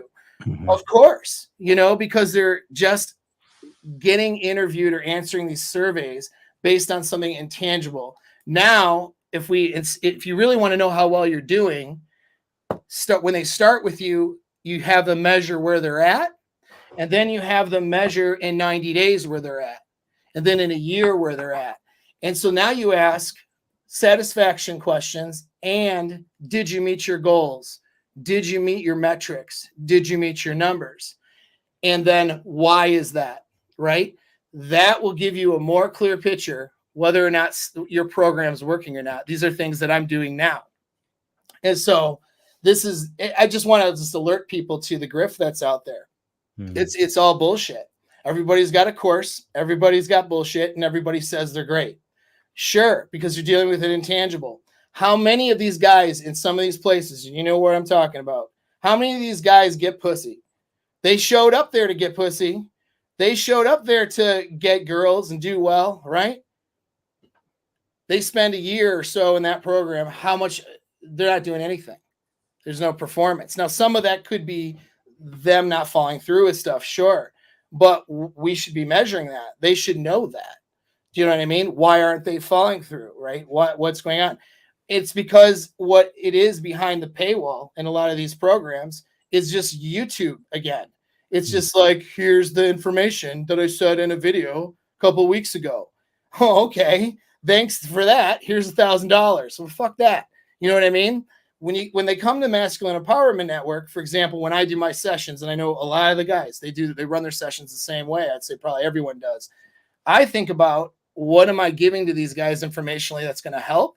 And then how can I have them institute a behavioral plan, institute performance measures for themselves, and it could be something as simple as it's just built into it. Like talk to so many, if it's getting girls or something, talk to so many women, or somebody does workouts, track your workout program. Here's your fitness test, where you're at now test yourself again in 90 days, right? Like these are real programs that where we get results. And it's not just based on the opinions, which I can censor and filter anyway. Right. Oh, this guy said he wasn't happy, so I kicked him out of my group. And then I didn't include his fucking little survey in my 100% rating I got, or whatever the fuck. You know what I mean? And there's not just one person doing this. There's a few now. It's a trending thing, I've noticed. And it's using testimonials. There's another one. There's actually a guy I won't mention, but you'll know what I'm talking about. He's he's got 1 million lays and all that, right? That guy. Okay, so that guy, he just collects testimonials all day long. And if you read those, you think, wow, he must be the greatest coach on earth. No, it's a grift. These guys feel good, and they feel pressured by the guy with the authority who is asking for the testimonial. And so they give a great rating. I'm doing a divorce for guys who've gone through divorce or breakups. I'm doing a 90-day program for some of these guys, and I'm getting and collecting their testimonials, but it's going to be based in performance, and I want them to tell their story. That's a different thing. So now when they come in, they say, I was in pain, I was hurting, I lost half my shit in the divorce, couldn't see my kids. This is all the stuff that's happening. And then I did these things, and here's what happened that's better. And I'm doing much better. I'm no longer, looking at the noose. I'm actually looking at a better life because these things are happening for me. That's a real testimonial when they tell the story, not just Paul's great. I give him a performance rating of 100%. He's the best, oh, thank you. I appreciate it. But you should think that we've been working together for 90 days and we it's like we're buddies and shit. So of course you're going to say that. What are you actually doing better though? That's the question. Anyway. And I've learned this through over the years before I even started my channel, because remember when the red pill used to be big on Reddit, right? That was like the premier forum.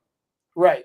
So I've been, I was working with these guys, and I swear to God, and I try not to be judgmental or whatever, but every guy that I've met from like Reddit pickup forums or whatever with these and they had huge lay reports, so many karma points on Reddit, all this stuff. And so I thought, oh, this guy, this is clearly he's got all these points. He's got all this fucking clout. Sure. This is the guy. And then I would meet these guys. These dudes are fucking nerds. I remember one guy, he's this Hawaiian, he's Japanese Hawaiian American guy, right? His name's Kirk Okada, real fucking loser. And I'll never forget this guy. He talks all this shit. He was so condescending. He was acting like he was the man all the time. And I remember we had a group chat, right? And he had pulled this girl over, and he spent the night. He didn't go for the kill, right? She spent the night and he already fucked her. And then he texted us in the morning. He's like, hey guys, I'm in bed with this girl. I've slept with her before. Like, what should I do? And I'm like, aren't you Mr. Moderator? Aren't you Mr. fucking top G on fucking Reddit? I think his username was Red Sun Blue. You can find him on Reddit right now if he didn't delete his shit. But I just remember reading that. I'm like, yo, this guy is a fucking faggot. Like, this guy is a fraud. I'm like, you're in bed with a girl? I was like, bro, are you fucking kidding me? I was like, just roll over, start rubbing her ass, start touching her, and slip the panties off and go for it. She's gonna let you do it. She's probably been waiting for you to do it. She's fucked you before. She was drinking with you last night. She's drinking with you tonight, and she's came over to spend the night with you. Like, bro, what you got a great personality? You paying this girl off? No, dude, she obviously wants some dick. And he followed my advice, and then he did it. But did he ever say thank you? Did he ever say no? Got to protect that ego. God forbid someone with less clout, less authority. You know what I mean? They fucking give you a little perspective on life. But yeah, man, the whole you know, look at these things. Like we need quantifiable results. That's why I say, look at the roster of people that have come out for my content, my community. They all, a lot of these guys want to make content. A lot of these guys make some these guys, I get these guys paid. That's the thing that a lot of people don't realize. I get guys fucking paid. I get guys, I dial in their resume. I tell them how to aggressively negotiate for their salary, how to find jobs. Like a guy getting to $100,000 a year because of my community, it's fucking like, you know, it's just another day. It's like nothing to celebrate. It's like, yeah, it's fucking Friday, you know? Right. And so, yeah, I mean, and I can attest to that too. You've given me help over the years, and it's stuff that is, you know, works and is measurable. But yeah, the word is the general term for it is key performance indicators, and some people will KPIs, right? And it's how you measure whether your company is performing. But beware of anyone who does satisfaction only. No offense, by the way, because they may still be good, right? Because they just might not know. Like, I didn't know this much either until I looked into it, right? And so, but customer satisfaction or is not the only KPI you need to be looking at when you're looking at people like therapy coaches and stuff like that, because you could feel good, but still be doing not so good and not meeting goals, because we're dealing with an intangible. You know, KPI for do I like this ink pen? Well, if the ink pen's not functioning right, or if when I needed it to return, I ordered a bunch of units, I didn't get everything I needed, and I called customer service and I couldn't get through to anybody. Like, if all these things happen, now that KPI for satisfaction makes sense because there's a tangible thing behind it. But if it is something intangible, like, you know, is your relationship better? Are you having better relationships with women? Well, we don't have a direct measure for that. So really what I'm asking is, do you feel better? Do you feel like this was good, us doing stuff? And they're going to say, well, yeah, I feel better and whatever. But if they didn't get any results, that's a measure we need to look at. And I need to look at that as a coach, so I can say, well, why didn't you get results? Yeah. You know, one of the bigger elephants in the room for me too is like, okay, so you claim your red pill, you claim you're fucking this top G, you claim you're amazing. Show me the women in your life. Oh, right. I'm on a 9-month dry spell. I'm in monk mode. I'm like, motherfucker, no, you're not in monk mode. Okay. Yeah. You're in monk prison. You put you're not there voluntarily. You're there because you're coping, you know? Right. And these, I think, you know, the objective measurements is really important. You know, I think that's why I came up with this thing here. I think these are quantifiable things: money, muscles, game, frame. You know, they're things that you can just say off the top of your head, like, okay, what am I working today on my money, my muscles, my game, my frame? You know, those things right there, those are extremely, extremely important. To, you know, really understand that if you are making progress or not. Like, are you going to the gym? Are you on a diet? Okay, then the scale and the scale should be going down, and you should be looking different in the mirror. And if you're not getting those results, then you're either fucking up on the diet. Most likely you're fucking up on the diet, your sleep, or your exercise. But most likely it's the food, to be honest with you. You know, because if you're doing the things right, the numbers should be going down. Period. If you're looking to weight, you know, if you're looking to bulk up, you're like, I can't bulk up. Are you eating enough calories? Are you tracking your macros? Are you just full of shit? You know? You just, I'm going to get it together one day. I was just one of these days. Like, when is one of those days going to be? Right. You know? Right. And that's where, like, you know, just one measure or just one KPI that's based in an opinion is something to be aware of, especially like a net promoter score or something like that as your measure. And then beware of that in the coaching spaces, and anybody selling anything intangible, you know, is to just have that. I'm not saying you're going to need more than just an opinion. You're going to need, like, hey, it's like asking a guy that same fitness example you gave. Well, did you like the program? Did you like the coach? Yeah, he was great. He was awesome. But the guy's still fat. You know what I mean? The guy's not doing okay. Well, was he great or was he awesome? Right? If his results weren't there, and then it's a question of why weren't the results there? Do you know what I mean? Is the results not there because they didn't follow through? Right? They didn't listen to their coach. or is the results not there because the coaching program itself is lacking in the areas that they really need it? You know what I mean? Like in a great example is if someone's hiring a fitness coach and all the guy does is write a workout program out and write out a diet plan and then never check and then call me in 90 days, has some pre-recorded fitness videos.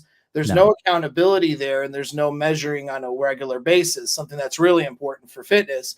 And so why would you pay that guy, $5,000 or something, right? To do that with you? That's no, you can pay him for the program, pay him a couple $100 for a program. Sure. You know what I mean? But what are you, when you're paying for higher ticket things, or, when you're joining a community or something like that, and like, what are you looking to get out of it? And this is whether or not you're evaluating the coaches or whether or not you're just looking at it for yourself. Don't, guys sitting at home, it's not just about picking the right person, but it's also about evaluating yourself. Don't just ask yourself, well, and this is including me. This is some of my guys are in the chat too. Yeah, fucking, you better do this for you, not just for me. Okay, like, do I like Paul? Do I like his shit? Is it pretty good? You better fucking say yes. You know what I mean? You're already in the community. You paid a bunch of money and you're showing up every day and you like me and trust me. Of course you're going to say yes. You need to be asking yourself, okay, what are the things I want to get out of this? And then where am I at? I've been doing this for 2 months. Where am I at? And if you're not any place different, you need to come as the coach. I need to know why that is. So I can change something about what I'm doing, or you can change something about what you're doing. This is how I got better at coaching people. You know what I mean? Because I would get feedback, and if they weren't getting results, I would evaluate myself immediately evaluate whether or not I'm efficient, whether or not my method could be better. And since then, since I've been doing this now, especially in a group format, for a number of years now, it's like I've dialed in my process. Now I can get a guy somewhere really fast and get them on that behavioral plan and get them on that stuff and deal with the trauma, the emotions very quickly.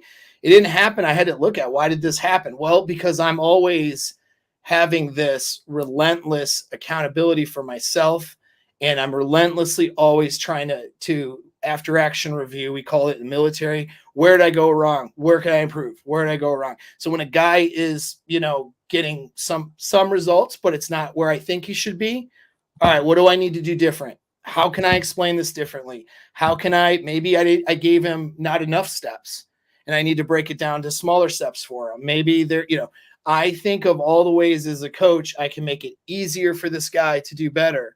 Sure, the onus is on him to do better, but if this guy's paying me a bunch of money to coach him, I damn well better be looking at my own performance and what I need to do to make this guy better. I know you do this to in your own ways and different, like there's quite a few guys in the Masculine Empowerment Network that do this. How many guys in the men's health space do you think fucking do this? They don't. They say, oh, you got to do the work. You got to do the thing. Oh man, you didn't grind it out enough. You didn't do the thing that I said on YouTube, because that's all I really do is do that on my private calls. This is just another version of YouTube. You know what I mean? And then they just flip it around on the guy. You're just kind of you're not doing what you need to do.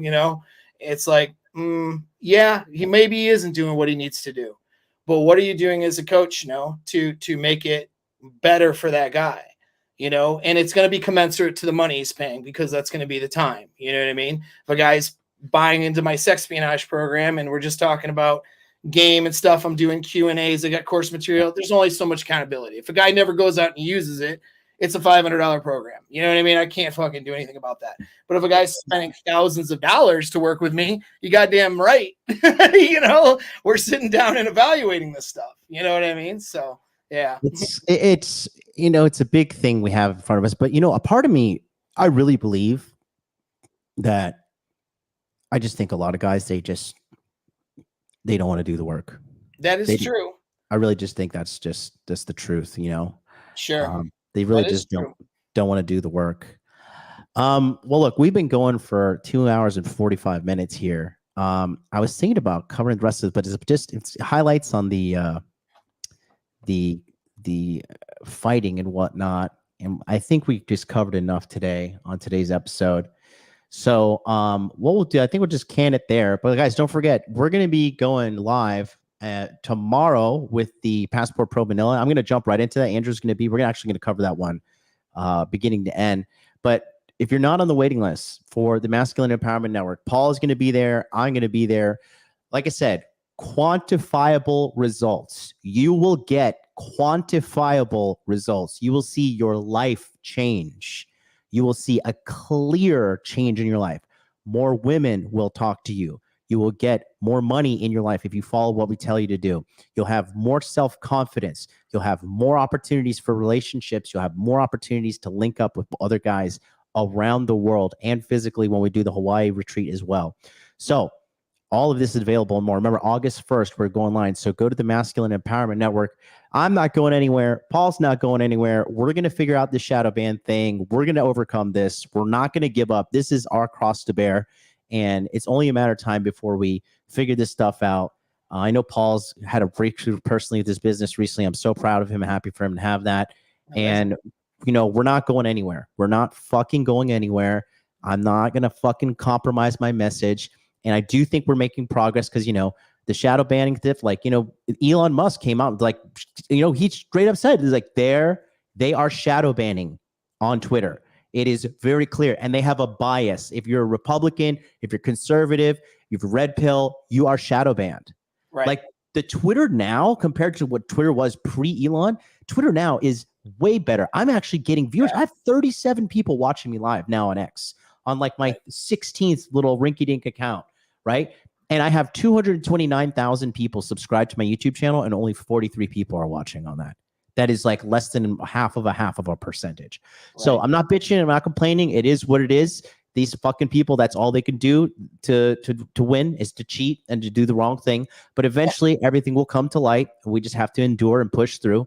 And that's what we're going to do. And we're going to teach you how to do all these things and more in the Masculine Empowerment Network. So go to the Masculine Empowerment Network. Get on the waiting list right now. We want 200 people on the waiting list.